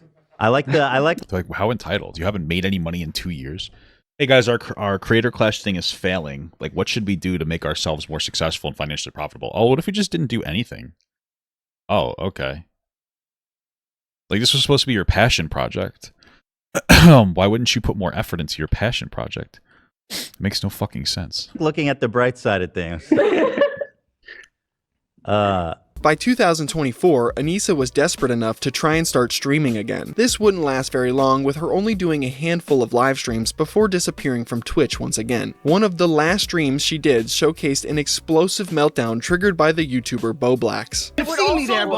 What? Bowblacks? I would also let me speak. Bowblacks made a video after Creator Clash 2 failed to raise any money for charity, speculating on how much money the event really made and questioning where it all went. His theory was that fighters were paid more money than what was initially stated, and that Anisa and Ian took a paycheck for themselves as well, instead of donating their profits to charity like— Well, just to be clear, the fighters should be making money. You know, that's always been my take on it, but— the year prior. Now, his assumption wasn't correct, as he failed to factor in all of the egregious overspending on things like parties that I mentioned earlier, but his video allegedly caused a lawyer to investigate the Jomha's financials surrounding Creator Clash 2, as they thought the Jomha's potentially— I feel like that's not true, though. Do you really think that a lawyer looked into this? He pocketed the profit. Probably like legal mindset, you know, our favorite passport, bro. And defrauded charity. Anisa, for whatever reason, would decide to bring this fact up on her stream, leading to this insane meltdown where she claims commentary YouTubers have never worked real jobs in their lives. It's just a funny thing to say when you're like, we haven't made money in 2 years and we're not doing anything to try to make money now. It's like, oh, okay. It sounds like you guys have not worked a real job in your entire life. If you can do that, if you could just not do work for 2 years and lose money and hemorrhage money, let me not even say the word lose and what the fuck, and hemorrhage money, you're an entitled person. Like, you don't work a real job, just to be clear. Lawyer used the YouTube video to say that this was proof that we were pocketing money. So the point that I was making with that clip that got taken out of context again, or like he just didn't understand what I was saying, is that we were in a shakedown lawsuit, and part of the reason why they thought that they could bark up our tree, sniff up our ass, what the fuck, was because commentary YouTubers have no idea what it is to work a normal job, let alone put on a whole event. Whoa. Okay? You have no clue. You don't even know what it's like. I definitely don't know what it's like to put on a whole event. But I do know what it's like to work a real job, and it is cringe. Like to clock in and have someone breathe down your neck. So don't tell me how much it costs. $100,000 does not even cost 1/4 of the broadcasting fees. I died instantly. Go loser. So, like, I don't know what crack these, like, commentary YouTubers are on, but I want some. Okay. No, I know. This is going on. I love how I didn't wear makeup today. I look disgusting as shit. Whoa. Don't say that about yourself. But this will go on every and I don't care. I'm at the point. I don't care. I don't care anymore. Because even when we don't say something, they think we're saying something. But you're saying something right now, so. Do you know what I mean? Oh, thanks, guys. Thank you. Thanks, guys, for making me feel good about myself, even when I'm in the wrong. Yeah, they're gonna assume shit. So I'm so over it. Like, and I'm over them crying. They cry like they're the victims, bro. You like made a video like with all these weird out of pocket assumptions. Like, just so out of pocket. You know what they say, guys? Silence is violence. So true, kings. I don't know. I know a lot of them have never worked a real job. I know that for a fact. And if you have, you worked there for a week and you cried and you quit. Whoa.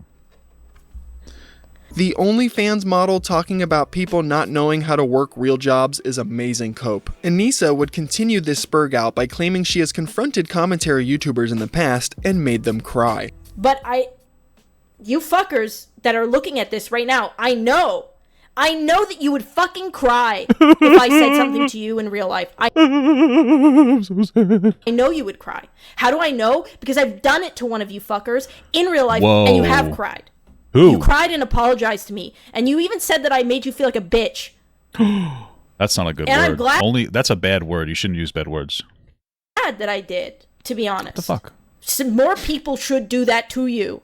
This claim isn't even remotely true. She is referencing the time she approached the YouTube comedian Rusty Cage at an after party for Creator Clash 2. Rusty tweeted a picture of someone in the crowd holding a sign that said, "Froggy did nothing wrong." This, of course, upset Anisa so much she felt the need to confront him about it after Creator Clash had finished. I paid money, I'm on the floor seats, and I see like some shenanigans going down. I take a photo of it, it's just people holding up a sign. It said Froggy did nothing wrong. Like seemingly innocuous.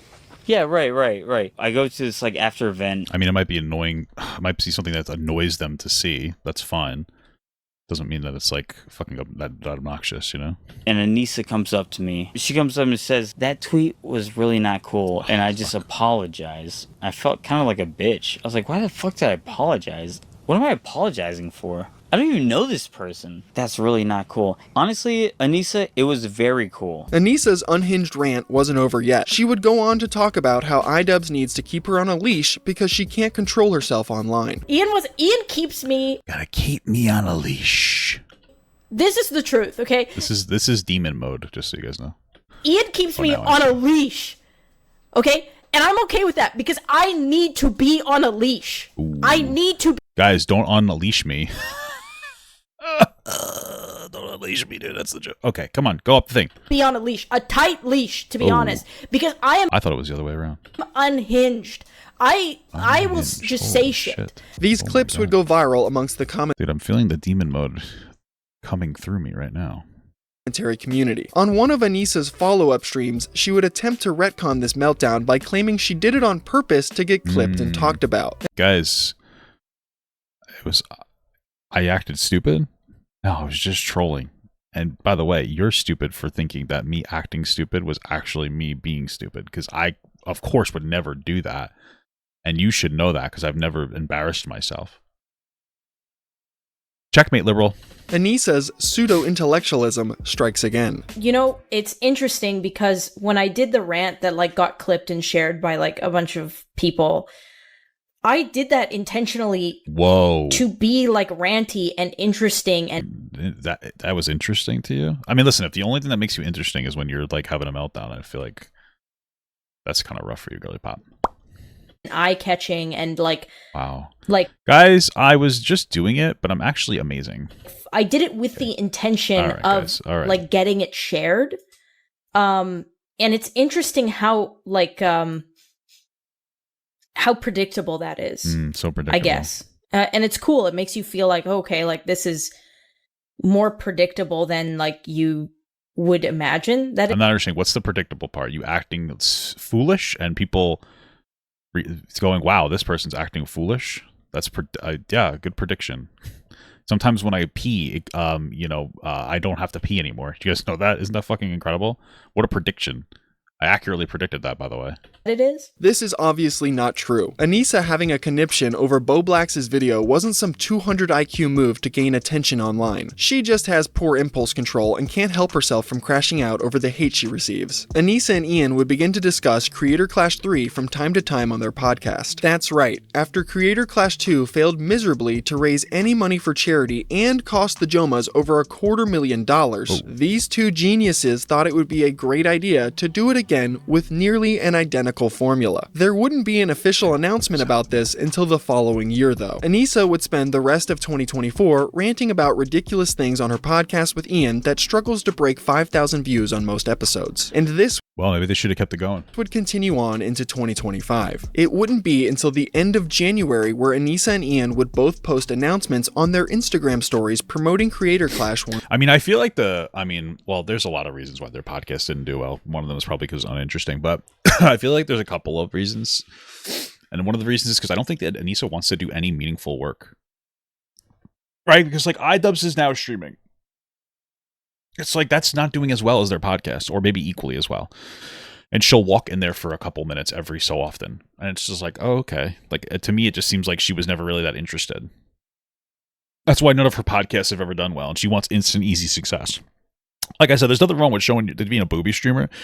But there's a difference between being a booby streamer to like get yourself out there and really put in the effort and the work to try to like build your brand. You know, you could argue that about like Amaranth, for instance, versus like doing it because you want like quick success with like no work and then just like letting it like falter right off the bat. and then taking a couple of like half risque pictures for your OnlyFans and be like, please give me money. Hey guys, I want to work a half hour a day. It's like streaming is already the easiest job, but if you have to put some work into it, but she doesn't want to do that. Once again, after miserably failing to be a boxing promoter for Creator Clash 2, surely Anisa would have learned from her mistakes, and the third event couldn't be any worse than the last, right? Right? iDubbbz would drop a video officially announcing Creator Clash 3 on February 7th, 2025. I don't know how he or Anisa could possibly think doing this again was going to be a good idea after Creator Clash 2 promised 14 different charities donations and failed to raise a single penny. I think they had to do like a live stream after just to raise money for that second event. I think they did that for the third event too.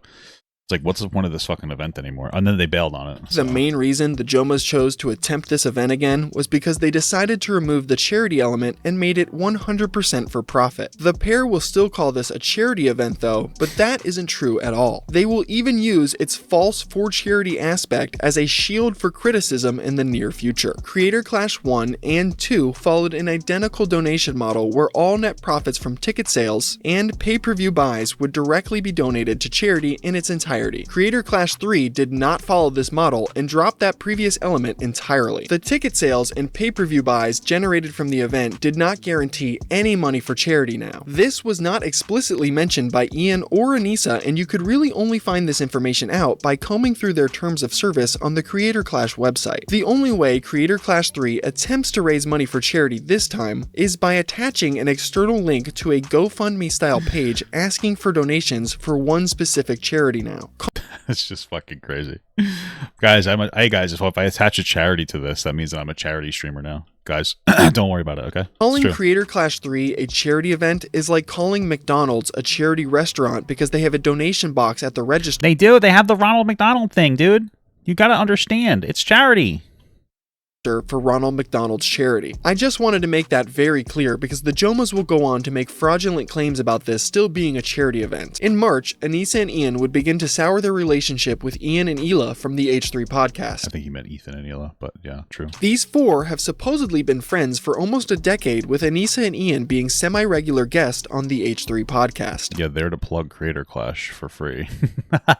Ethan and Hila have stood by, defended, and promoted the Jomhas throughout all of their dramas they found themselves in over. This is true, and they what did they have to? That means they still got snarked by him. It's pretty terrible shit. For the last few years, they were also one of the largest supporters and promoters of Creator Clash 1 and 2. Doesn't the Ronald McDonald's house actually do good work? Probably. I don't know. It wasn't. My point wasn't to mock McDonald's. My point was to say that just because they have a charity link to them doesn't make them a charity event. I was being facetious. So the animosity building between the group came as a surprise to most. What caused the initial rift between the friends was the fact that Anisa was seemingly good friends with a former editor of Ian's who would regularly hate on Ethan and Hila online. The editor, Froggy Tonic, could be found on Twitter calling Hila a cunt. Well, I think that, wow, bad words. We don't like that.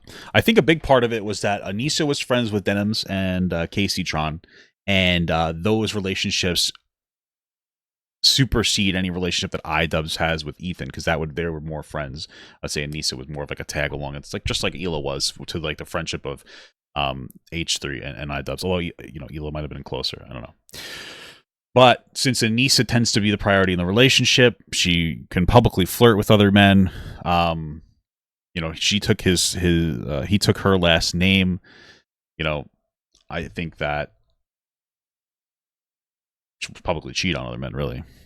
I think that's the pattern of Anisa just doing whatever she wants without any, that's it. She just does whatever she wants and steamrolls iDubbbz, and he just takes it like a good boy. So that's probably a big reason too. Plus he might have a legitimate CTE, which makes him forget like 5 days before. So it could be also that. Maybe he even forgot he was friends with Ethan. I don't know.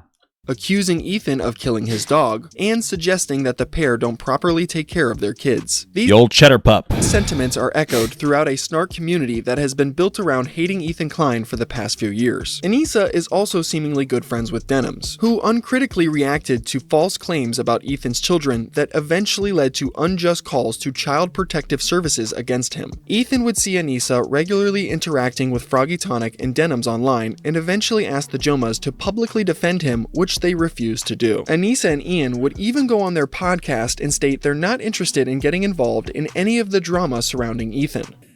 Ethan's upset with, I think, some of our connections, and we've tried to our connections. Holy fuck! Not for nothing, but even them like siding with them like denims and stuff. It's just like it's a pattern of them like just being such bad business people. You know what I mean? Because it's like, oh, my connections that are really not very successful, versus the only person that like would promote my the brand that I was doing, the creator clash. Which one should I choose? Which one should I choose? If you really valued this charity event so much, then you think that you would want to choose the people who helped support your charity event. You know what I mean? But no, we didn't do that. We went with the people that are rude, I guess, all the time to us. Or the people that don't have like anything that they could do to help us push that charity event. Like, wouldn't it be a net positive just to like just on the foundation that they've like helped you significantly, like actually promote your brand, and your brand is supposed to be for charity? Wouldn't you want to be friends with them because they have the ability and capacity and they do that? Like, if you actually cared about the charity aspect of it, you'd be like, you know what, I like denims more, but wow, that's actually insane. Hey, you know what, I like denims more, but you know what,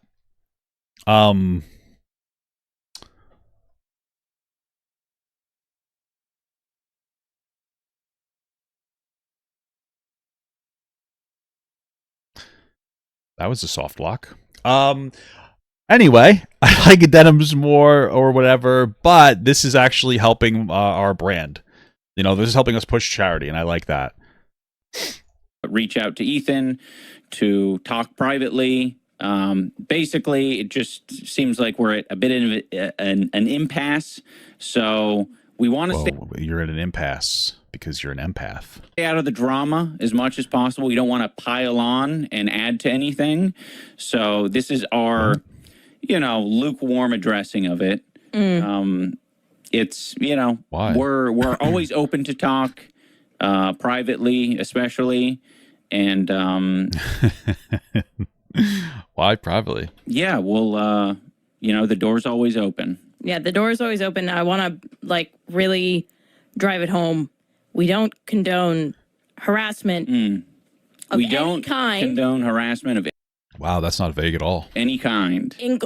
Of any kind. Okay, period. Which is why we have not stuck our foot in any of this, because it is not productive. I don't think it's helpful. And these are real people who have real feelings. This would lead to Ethan denouncing his friendship with Anisa and Ian live on his podcast during the first week of March.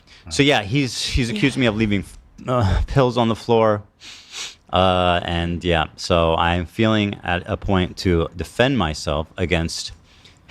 Anyway, this guy was saying shit like that Ila's a Nazi, that she kills kids, that she went on she's a IDF baby killer, all this types of... Yes, very stoic. Shit. And that's showing up right up on Anisa's and iDubbbz feed. My good fucking friends who I stood by after all these fucking years can't find a spine to speak up. You know why? Because they'll get murdered for saying one goddamn fucking thing in our defense. Actually, Ila's not a baby killer. Actually, accusing Ethan of killing his dog is maybe too far, because they have mobilized such an insane sorry, it's crazy harassment group that anybody who says any fucking thing, they will attempt to ruin their lives. And once again, I'm the crazy one. It's not bad enough that I have this group of people harassing me and everyone in my life. It's that people outside of this group, journalists, creators, are actively participating in this gaslighting to make it seem like I'm fucking crazy. Dude. I wonder, I feel like if you don't know the context of this, because Ethan is 100% right, but you would think that he's going through his Junkler arc here, I probably done and stood by iDubbbz and Anisa more than anybody. I've stood by them when all the internet hated them, because I love those guys. I vouched for their character, and I stood by them 100%. And listen, I'm not saying that they're not the good, nice, fine people that I thought they were, but I'll say this: I don't think they're fucking any friends of mine. Damn. That's what I'll say at this moment. Don't hurt my dogs. And certainly, I don't think they're any fucking friends of mine based on the text conversation I had with them too before I even talked about it. So I have nothing. Like, I don't need any fucking halfway friends, man. Damn. No fair weather friends, guys. That's not what I need. Days later, Hila Klein would also have a message for Anisa. Well, to circle back to what I was saying, Yeah. Anisa is a perfect example. She could tell those people, hey, you know what? That's too far. You should not say that. True. That's not okay. I've been to their house. Their house is clean. They treat their kids nice. I've seen them with their kids. She could say so much. And it would make her a little bit uncomfortable, right? It's not comfortable. She'll get a little bit of shit. Yeah, just for But saying that would be commendable. But well, I mean, if your real friends saying something like that, setting that boundary of like, hey, listen, you know what? Even if she said, I don't even like them either, but this is like going a little too far, your friend shouldn't abandon you over that. So, by the way, it kind of speaks for itself that saying, hey, their house is clean, they're, they're actually good people, like that's going to get you shit. That kind of says it all, doesn't it? It does. Like that's in my opinion, doing something that's Yes, it difficult does. and standing by your principles. That's the whole point. That's what makes standing by your principles admirable, is that it's not always easy. This drama would explode weeks later when iDubbbz released his newest video titled Content Cop H3 on April 16th. This was quite possibly the worst video Ian has ever made. By no means is Ethan Klein an infallible person. There's plenty of things you can criticize him for, but the what? Are you serious? He's perfect. way Ian went about it in his video was just horrendous. Content Cop H3 was just Ian concerned trolling Ethan for an hour straight while regurgitating old talk. And it fucking reformed him too. That's the funniest part. Is it like legitimately reformed the fuck out of him? It made him look so much better. It made him look like incredible, actually. Like it was a huge shift. Huge narrative shift on that one, dude. Talking points from some of the people that hate Ethan the most. He starts the video off by downplaying his relationship with Ethan and immediately defends Hassan. Ian then begins to explain some of the reasons he won't defend H3. One of the main reasons Ian claims he won't defend Ethan and Hila, who are both Jewish, was because Anisa was half Irish and half Lebanese. Yes, Lebanese, baby. Lebanese. He basically states that Anisa is well aware of the oppression her people faced from Israel, so of course you're gonna boil Ethan down to the entire state of Israel. That's not racist or anything at all. They won't come to their defense. I'm not going to assume that... That just sounds so fucking racist, though. It's like, yeah, of course we're not going to come to your defense, Ethan. Oh, you know what? At that time, they were pushing the narrative that Ethan, like, loved Israel and thought that all the actions were appropriate. So I guess if you think that idiot thing, then your logic would make sense. Hila knows, but I'll say it for anyone who doesn't know. Anisa is half Lebanese and half Irish. Half. We're rounding up pretty significantly, okay? For anyone unfamiliar, the Irish have been on the receiving end of a lot of oppression and genocide. Whoa. On the part of the Lebanese, they've received a lot of oppression and attacks from the IDF. So Anisa is very well familiar with the propaganda. She's very well familiar. Hey, the white girl that grew up in America, she knows a lot about these things that happened. Okay? So anybody claiming that she's just doing this performatively so that she can identify as with the victim complex is obviously just a silly little mean guy. So don't say that. And the shit coming out of Israel. Choosing now, out of all the times, to be like, please defend me. No, we're not gonna fucking defend you. This is just a delusional lie. Remember those Discord leaks? No, I pee myself in the shower. Wow, that's incredible. Why would you pee on yourself? Like, on purpose? Like, Anisa stated herself she is 8% Arab. That's not even close to 50%. So it's fine if she like feels like she has a stronger identity with her Lebanese side now. Okay, I guess he just decided to see me. Because everything's going on. Like, I could understand that. Sure, that's fine. But sitting here and like it's one thing to say like, you know what, I identify more with this now because everything going on, it makes me feel more Lebanese. Right, I've talked about that for myself. Like, I have a little bit of ethnic Jew in me, so it's like, oh, I feel some type of way sometimes too. So I get that, but that's not really what's happening, is it? She's deciding that like, nope, actually, I'm like 50,000% this. Okay, you don't understand. At one point inside this content cop, Ian starts crying while visiting the same psychologist he had on his podcast with Anisa. He cries about his relationship and the harassment he and Anisa face online while projecting about Ethan and Hila. I also see the dynamic. She takes that 8%. Dynamic of Ethan and Hila. Like, fuck, it's really hard to be a couple online and see people attacking your partner, and it's like, okay, like, keep it up, Ian. Great job. If you come to their defense, that doesn't always help them. It doesn't. It just sometimes it hurts them. Right. Sometimes that makes it worse for them. This is definitely a very, very brief description of iDubbbz's video to try and avoid going on a I like how they took that one down. That doctor guy's still a pee-pee poo-poo boy. I'll tell you that much. 30-minute tangent that doesn't necessarily involve Anisa. Again, a much greater breakdown of this situation will be found in my iDubbbz video. While Anisa didn't show up in this Content Cop video, I definitely believe she played a role in its creation behind the scenes. This wouldn't be the first time she helped iDubbbz with one of his videos, as she's taken credit for some of his previous works like the Tana Content Cop. I also take ownership for the Tana. The Tana thing was my.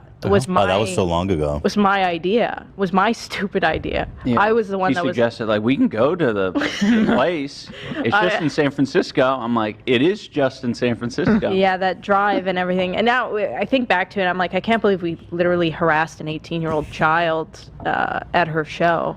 It's like kind of. That's I guess when you put it that way, it doesn't sound like horrendous. Yeah. It's horrendous. It's probably like my most embarrassing. Like it is. It's fucking embarrassing. Releasing this Content Cop on H3 completely backfired on Anisa and Ian in more ways than one. Ethan would respond to the video live on the H3 podcast, completely dismantling the criticisms Ian tried to lob his way. And to add insult to injury, a majority of the internet would ultimately take Ethan's side in this drama. Anisa and Ian's boxing event would really turned it around for Ethan Klein.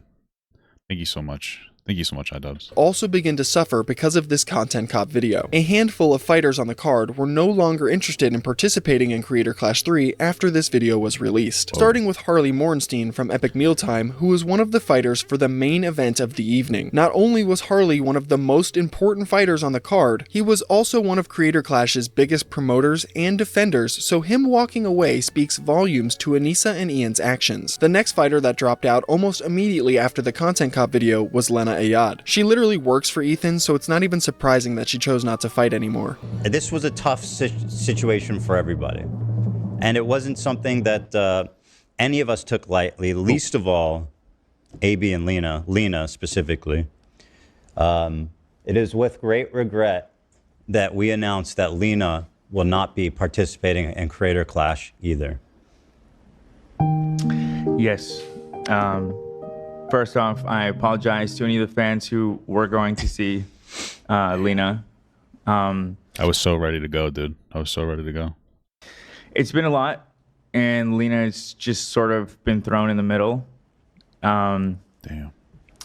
She was kind of put in a really shitty situation, and boxing is a very serious thing, and you need your full concentration. And it was getting to a point that she was just caught in the middle of stuff, and I was afraid. And she was distracted at practice, and there's a lot to it. And yeah, well, you know, iDubbbz didn't really practice at all, so he kept missing his practices. So, you know, have you guys ever thought about doing that? Yeah. Things were not looking good for Anisa and Ian's event. Ian would release a follow-up video to the Content Cop titled Content Deputy, where he attempted to respond to some of the criticisms he had been receiving. In this video, he reveals that he and Anisa have decided to step away from Creator Clash entirely. Wow, who would have thought? And handed over the responsibilities to the company that helps organize the event. What a bag that they fumbled. It's so interesting because, like, and maybe this is all hindsight, but there are so many different aspects about Creator Clash that they really fucked up, that they really could have monetized so much. I honestly even envision a world where they lost money on Creator Clash but made more money in the long run. But they have no vision on any of the things that they do in any productive capacity. And the way that you would potentially do that is, again, you would do a Creator Clash podcast. You would do fucking one episode a goddamn week forever, right? And then when things are ramping up, you would do more. And maybe you would do a little bit of the performative, fun stuff of oh, this person's going up against this person. None of this happened. We didn't get anything. We got literally nothing out of all of this. And it's just what are you doing? Why are you doing it? You guys could have done so well for this brand, and you just decide. You honestly just decided not to. They decided to be a failure. You know, everything aside, that's what they did. They decided that they wanted to fail on this event more than they wanted to succeed.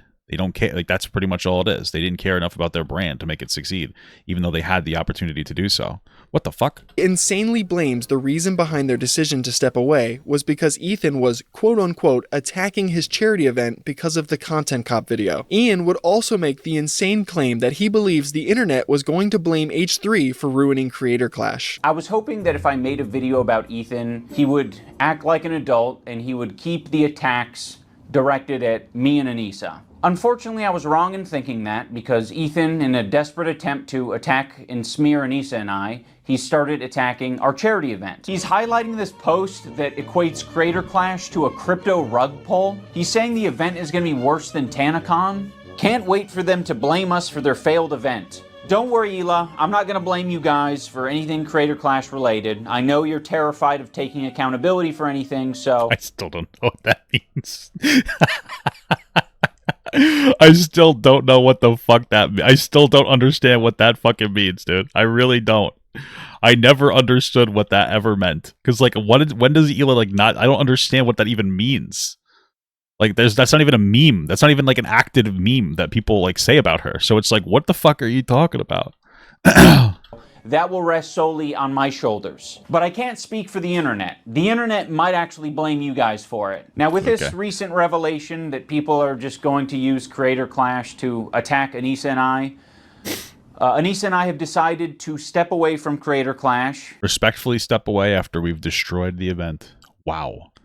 You know, that's fucking commendable as hell. We have relinquished control to our business partners who ran the previous two events. They're very capable. They know exactly what they're doing. They run events. No, if they did, they wouldn't be working with you, huh? Events on a regular basis. Not in the first place. The event is still happening. Anisa and I just don't have any financial ties. We don't have any ownership. We are, you know, I think just going to be known as the founders of... I don't think that will ever be the case. Yeah, we're just known as the pretty epic-based founders. That's how they coped. Like, you know what? We founded this thing. At least we have that, iDubbbz. Fuck. The event. This is like kicking a beehive and being surprised when a swarm comes out. Well, at least we have that. We founded the event, right, Anisa? Right? To sting you. Who would have thought Anisa's fake credentials as a boxing promoter would have never helped Creator Clash 3? The event would continue to crumble with two more fighters, Freddie Wong and LA Beast, quitting following iDubbbz' second video on H3. Not that Anisa and Ian really care, as they've effectively tried to wash away their hands of responsibility after walking away from Creator Clash. The new event organizers would drop a bombshell on the Jomhas though on May 29th when they posted a transparency report on the Creator Clash website. In the section titled, "Do fighters get paid?" they exposed the fact that Anisa and Ian planned on taking a 34% share of the profits generated from Creator Clash 3. They actually planned on taking a majority share of the revenue for doing nothing. The Jomhas weren't fighting on the card, and they didn't check on the other fighters either, which was ultimately their only job for Creator Clash 3 when they were a part of it. They literally wanted to do nothing and receive a massive paycheck. Remember what Anisa... Whoa, what happened to the fucking capitalism bad take, dude? What the hell? Said on Hassan's stream? I think what really made me mad about boxing events in the past is that it's rich assholes betting their money to make money to like have people that are struggling to like make ends meet and pay rent watch them do it, and then they'll go home and like have a lot of money and like whatever, it keeps going. And the fighters are exploited too, like usually. How ironic, seeing that's exactly what the Jomhas planned on doing for Creator Clash 3. The 34% cut revelation was incredibly gross, seeing the fact that Anisa and Ian have been calling Creator Clash a charity event, and they used the fake charity aspect as a shield for criticism since the release of Content Cop H3. The L's for Anisa and Ian wouldn't stop coming either. Less than a week after they were exposed for trying to take a 34% cut of Creator Clash 3's profits, their former boxing coach Michael Briggs and his wife Kate would go on the H3 podcast to expose even more information about them. Michael revealed things like Anisa having a crush on one of Ian's sparring partners and enjoying... And of course that's not believable, by the way, because like she's never even disrespected her husband publicly before. Like, it's not even true, you know what I mean? So there's no way that that's even true. Watching Ian get beaten up by him in training. She definitely had a big crush on one of the guys that would come in and spar with them, because anytime they would spar, she would just be super into it and watch every moment. And then, even if he would like beat Ian up, she'd be very into it. And then, I want to say that like Yeah, I want to say that before. So Anisa never gave shoutouts to Michael training Ian at all, but she put out the first video of Ian like getting hit, rocked in sparring when Ian was sparring with her crush. Yeah. They would even post a video showcasing Anisa watching Ian spar Gabe and immediately walking away once Ian starts sparring someone else. Watch out for his straight left or his hook. Yeah. Oh, look at her. She's eating it up. Ah. It's like shooting a big Godzilla and the Godzilla doing nothing. Yeah. Just knowing. Actually, doesn't even look. We're screwed. Dude, just expect that, right? I want to have attrition. Right? Like You see how far everybody's standing away from him because he's smelly, because he didn't shower on for his second time in the gym. One more round, Ryan. One more round, Gabe. You're doing good. Damn, I don't know how much of that is true. That could just be like a little bit of a snarky, little silly goosery, but it is funny. The whole thing is funny. Another thing Michael would tell Ethan was that Anisa and Ian knew Creator Clash 2 was $500,000 in debt 2 weeks before it was supposed to happen. The Jomhas had the ability to... Yeah, apparently that's just like kind of how it is. You know, you don't really know how much you're going to make until you see the ticket sales. But again, you know, like you got, like you can make infrastructure around Creator Clash that makes money. This is where they fail. They did not do that. I still don't have Elf Shop. What the fuck? They did not try to do that. They didn't try to make infrastructure around it. Creator Clash was nothing until the event. Why? Like, where's your advocacy for your fucking brand outside of it? I keep saying the same thing. I know it's like it's fucking, you know, it's like a, you know, beating a dead horse. But I mean, it's serious. It's a real fucking thing. It's a real thing to think about. Like they didn't promote the brand outside of the Creator Clash. It's like that's so boring. You know, when you look at it like a Big Brother. You know, I don't know if you guys know what Big Brother. It's just like some silly little thing. It's a cult following. After people go on Big Brother, they start podcasts and stuff. Like there's a whole infrastructure around it. You know what I mean? Like where's that? Where's all that? How come you're not doing that? Damn, what the fuck? Cancel all of their parties in an attempt to scale back on spending, but instead ignorantly chose not to. I guess Anisa's red carpet gala, where she got to rub shoulders with other influencers, was too important to give up. Anisa already told us, she shared with us prior to CC2, like a month before, that they were negative, was it 500K already? Yeah, at the time. Whoa, hold on. Yeah, that's important. Say that again. They were negative 500K before the event. Yes. So going up to the event with the ticket sales and the PPV sales, when the event started, they knew they were down $500,000. Yes. Keep in mind that they moved to a bigger venue and they sold a lot of tickets.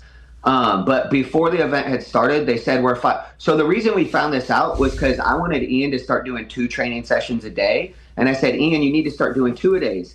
And he was like, why should I do 2-a-days? And I told him, I was like, Ian, you're not good at boxing, man. My brand is at stake. So you need to do 2-a-days. That's what pro boxers do. And so I told him. Wait, did you actually say that to him? Yeah, yes. And then I told him, I said, my brand is on the line. I said, you can go back to YouTube. My whole life is fighting and coaching fighters. And I'm like, so if you don't have a good performance, that's going to look bad on me. 2 weeks before the fight, I'm like, we need to do your 2-a-days. And I said, my brand is at stake. Well, he went and told Anisa that I told him my brand was at stake. So the next day she comes into the gym super mad and she's like, our brand is at stake. We're $500,000 in the hole right now. I wish I knew that. I wish I knew that at that time. I think a lot of the fighters would have liked to have known that. I don't think none of them needed to be in the dark about that, you know? Yes, completely. Well, and that's the thing. They said you guys didn't promote enough, but they weren't honest about the fact that they didn't promote at all. spending the money from the ticket sales on the hotel, on flying people in, on all these other things. So it was just like, so those decisions, the gala decisions, were made while in the red. Yes. I have a question about that. So she got to get your priorities straight. They got to live their weird little online fantasy where they're just as big as whatever it's called. What was the shit that they got? TwitchCon. That's what they wanted to be, as big as TwitchCon. You got to live that fantasy of being as big as TwitchCon instead of actually being productive. You know, that's what you got to do, dude. It's called the correct priorities. was like, we're already down 500,000, And she still had time to cancel stuff when she said that? Like, how before the event was that? Yeah. I mean, it was 2 weeks. It was 2 weeks before the event. I mean, they So knew she they could were have made some 500K last in minute the hole. moves. Yeah. They knew they were 500K in the hole long before that, right? That's just when they yelled at us about it. Yeah. So they could have definitely made moves to reduce spending. She wanted that award show so bad the next day. They really wanted to have that award show so she could give out awards. Michael also explained how Anisa told him she believes Sam Hyde legitimately wants to kill her, which is just fucking insane. Jesus Christ. She's fucking wild, dude. What the hell is that? Like, so. It was the craziest thing because Anisa said to me, she's like, Kate, you don't understand. Ian and I both believe that Sam Hyde would really come and find me and would actually murder me. So What the hell? I don't think that that's true at all, by the way. I don't think that they would actually try to do that. So that's the reason why we have to take all these precautions.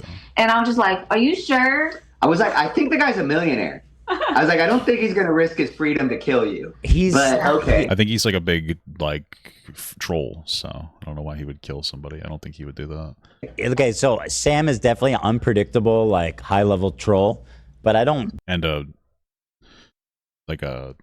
right wing Nazi guy too. But yeah, believe race realist, all that stuff. That he actually okay. I don't think their security was in risk. Why the fuck would he?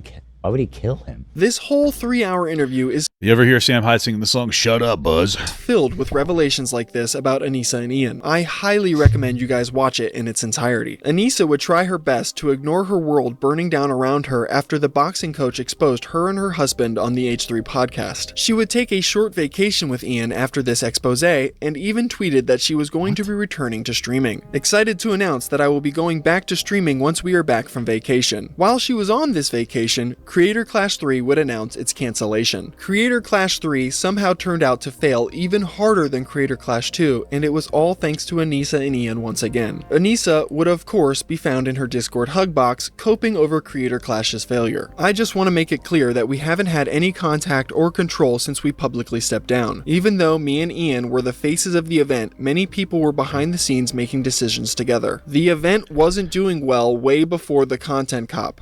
I mean, yeah, the event wasn't doing well before the content cop. Yes, that's the problem. And instead of doing something to promote your brand for a long time that you had the opportunity to do, they decided to make a fucking content cop, like a low effort, like fucking content cop for money about Ethan Klein. Like that was where their priorities laid, was in there. That's the whole fucking problem. That's like the entire issue with them. A combo of many things contributed to that reality, including lack of promotion, influencer boxing being less popular, the economy, etc. I think what it boils down to is the economy, etc. poor communication from everyone, even after we left, which is unfortunate. At the end of the day, I care about people getting paid for the money they were out for training and charity getting their money, and both of those things were done. There's a lot to unpack with this statement. For starters, her claims Creator Clash wasn't doing well because of lack of promotion and poor communication. That was Anisa's only job. To promote the show and communicate with fighters was literally the only thing she was tasked with doing. That failure falls entirely on her shoulders, and her blaming things like the economy being a contributing factor is just downright insane. Her closing statement about caring that fighters and charity got paid is interesting as well. I say this because one of the fighters, Lena, who works for H3, initially wasn't going to be reimbursed the thousands of dollars she spent on training. And I mean, it makes sense that she dropped out of the event, but didn't Ethan like reimburse? Anisa and Ian initially had no plans on paying her back that money, sticking Ethan with the bill. It would take weeks of arguing behind the scenes with the new event organizers until Lena was finally reimbursed for her training cost. Well, why? I mean, correct me if I'm wrong. Didn't she decide not to do the event? Why would she get reimbursed for it? Like, why would that make any sense? Why would she get reimbursed for something if she decided to like not? I understand like her reason for not doing it is completely justifiable, but why the fuck would she get reimbursed? Anisa would then begin to have a meltdown on Twitter over Ethan Klein, who has since vowed to criticize the Jomhas forever because of their betrayal. And I am here for every second of it. And when you're like, we're at rock bottom, there's no reason that anybody should be making fun of us. You're just kicking us when we're at rock bottom. We have nothing left. We have nothing to give. Nobody's paying attention. I will be there. I will be there to Jesus Christ. To fucking make fun of you, to shit on you, to ground you deeper into the ground. I will never forgive you. I will never forget, and I am going to be vindictive about you both forever. And wow, what a beautiful sentiment. We love that. We love it. you want to be. Listen, nobody gets to claim petty bitch in my presence. Okay, Anisa, you know exactly what you're getting yourself into. Okay, I'm watching.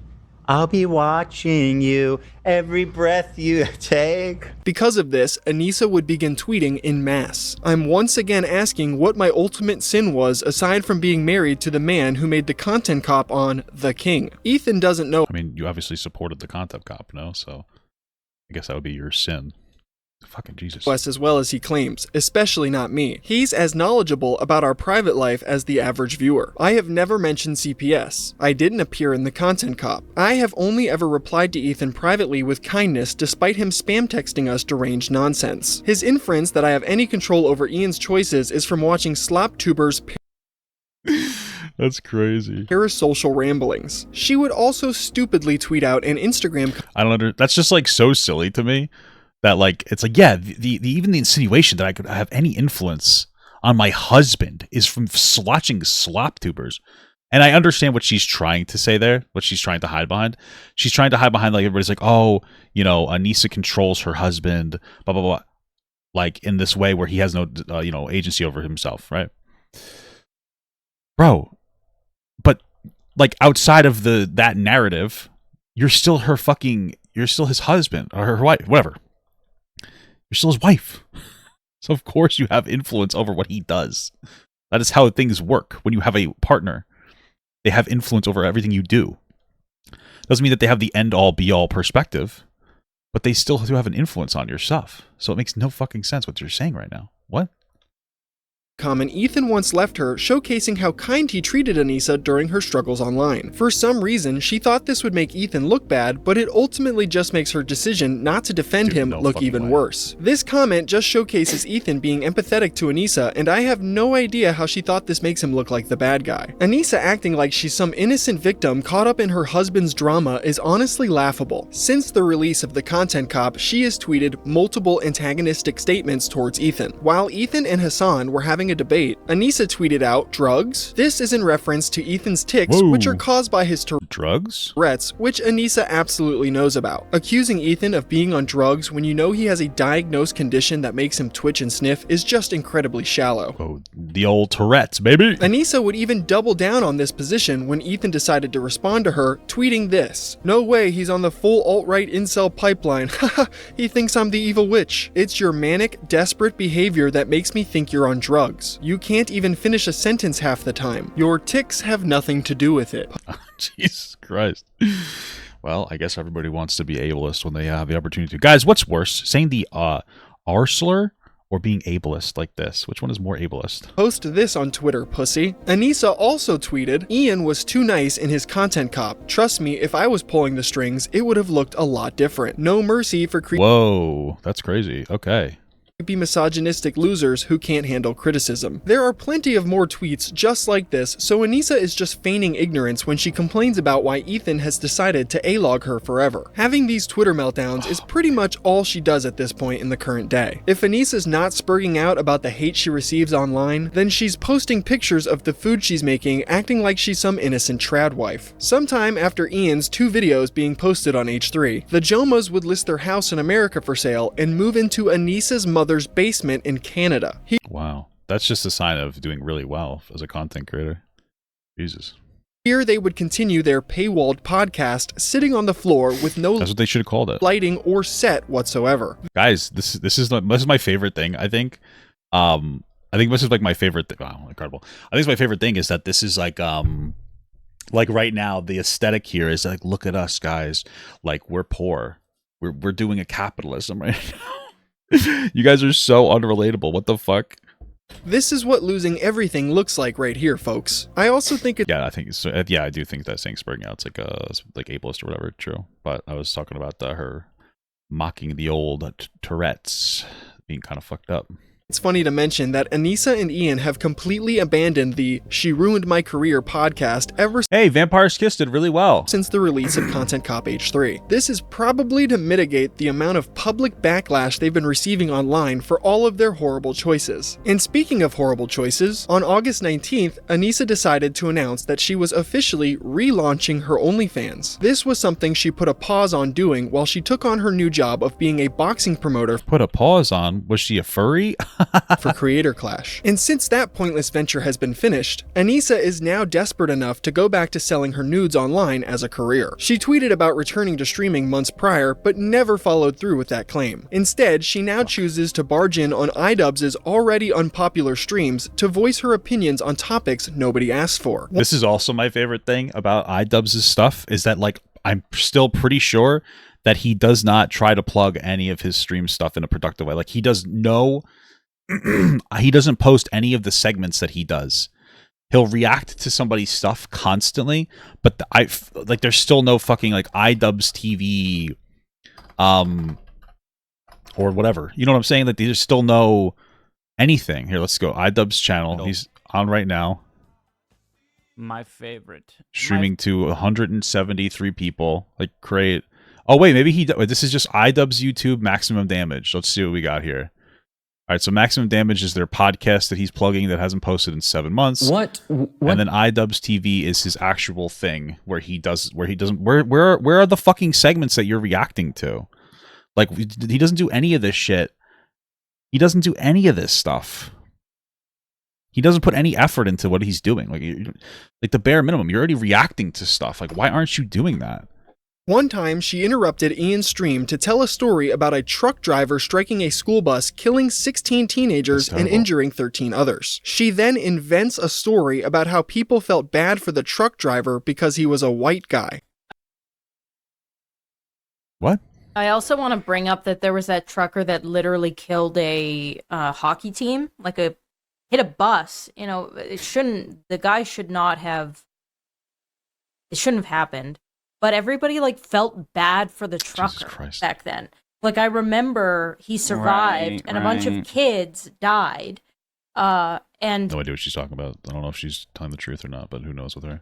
People were sympathetic towards the trucker, and you can guess what race he was. Whoa. I don't know. White?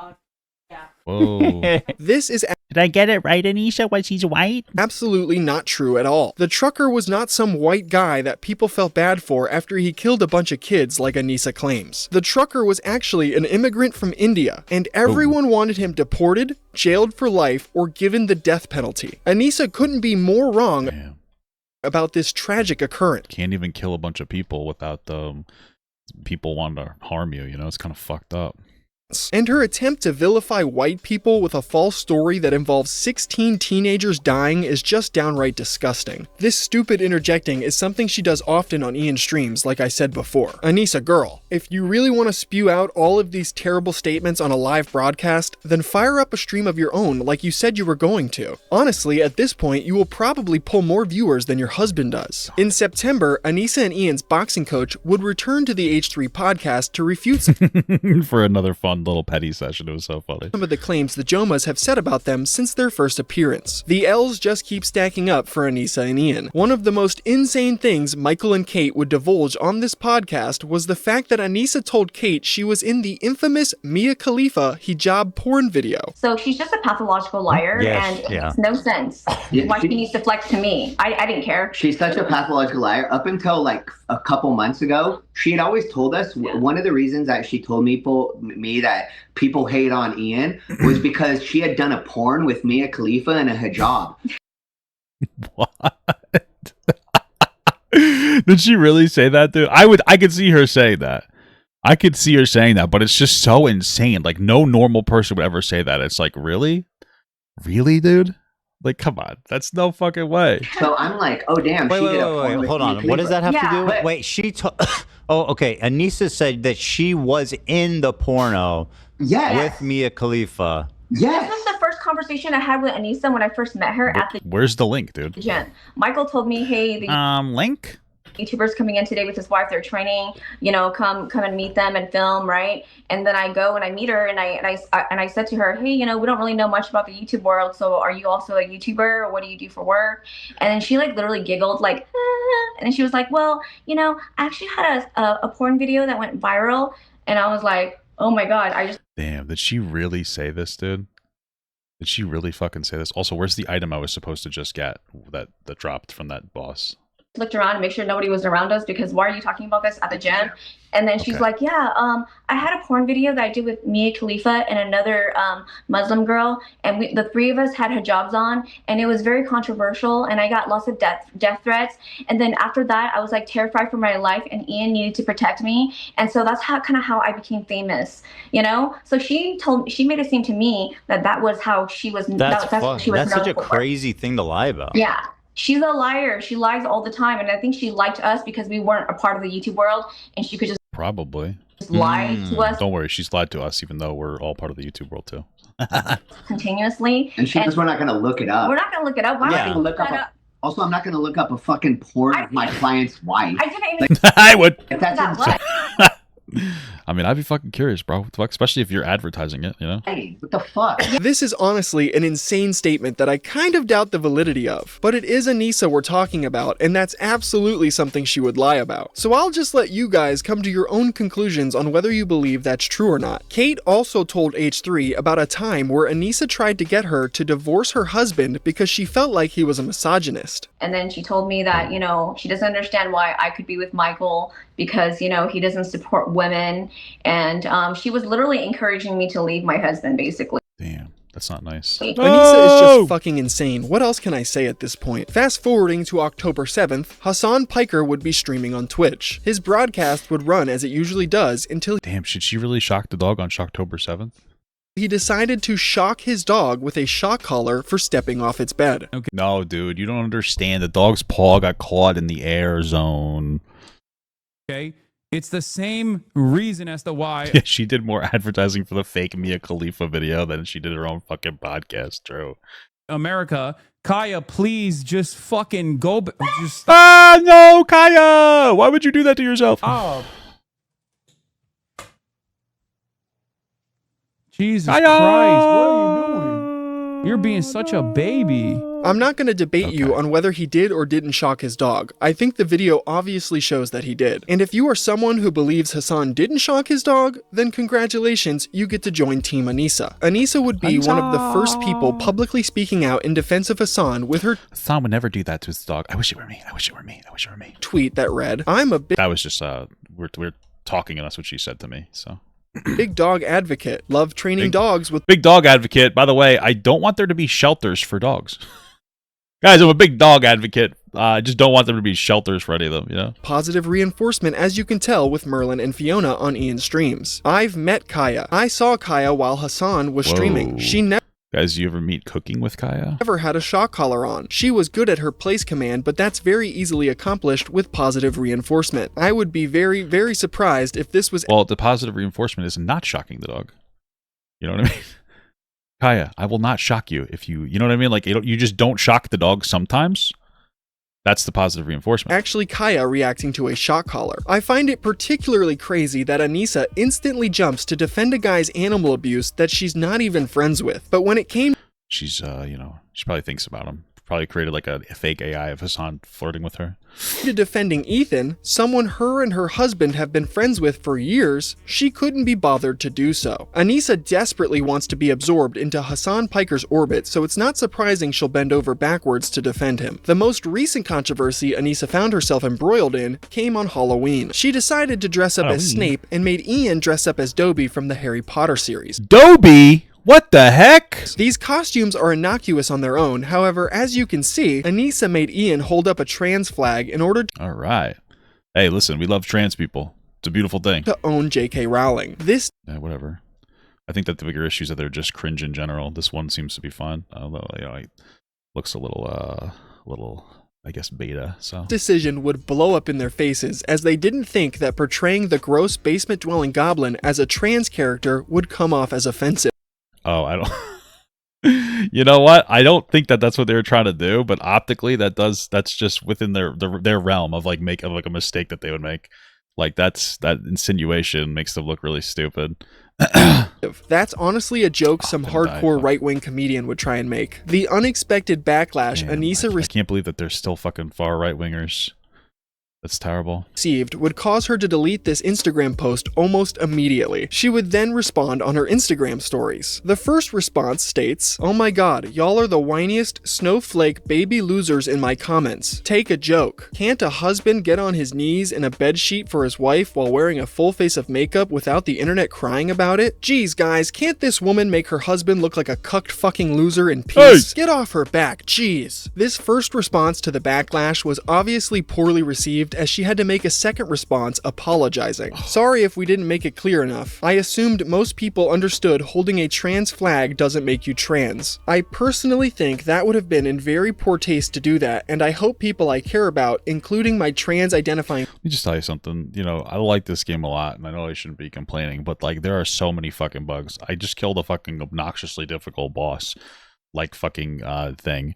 Didn't get the item from it, and I have to do this right after. Like, this is a horrible pacing of this fucking dog shit game. Let me just tell you something. Fans didn't take it that way. I will be more clear in the future if I decide to throw another punch at the ghoul, which is J.K. Rowling. Anisa is the ghoul. Such a failure that she can't even virtue signal to her audience correctly. This has been a running theme since the start of her online career. She constantly finds herself metaphorically stepping on rakes with almost every decision she makes. She has built an audience that absolutely despises her over the last decade, and the few people that do like her are dwindling in numbers as time goes on. If Anisa was a smart person, she would log off the internet and go get a real job so she'll be able to pay her bills in the coming years. This honestly might not even be possible though, as her nasty online footprint is massive and will follow her around forever. Massive?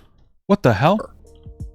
What? If you made it to this point in the video, I really appreciate it. Thank you for taking some time out of your day to learn about such a vile woman. I'd like to give a massive shout out to all of my channel members and goated members. I appreciate the hell out of your guys' support. I hope everyone enjoyed this one-off video. The whole idea behind this video spawns from seeing people say time and time again online, if Ian just divorces his wife and makes content cop Anisa, he'll save his career. And I think that would be like a weird terminally online. I mean, I don't think that they're very good together, but that would be so terminally online, you know? Honestly. I mean, he could turn his career around doing that, but then, like, what kind of audience is he really generating for that? Like, a very terminally online audience. It would be funny, though. It'd be very funny. And I figured... But then it also sets a precedent for anybody that he might date in the future. Like, oh, if we have a bad interaction, I'm gonna make a fucking content cop on you. Well, if he's not gonna do it, then fuck it, I will. And now I think it's really funny that he can't even make this content cop anymore to save his career, because it's already been done. So yeah, with all of that being said... Damn, he could still do it. He could still do it. I'm Nick Nobody, and until next time, I'm out. Wow, well, that was fun. I like that. That was some silly goosery. I enjoyed that. Cool stuff.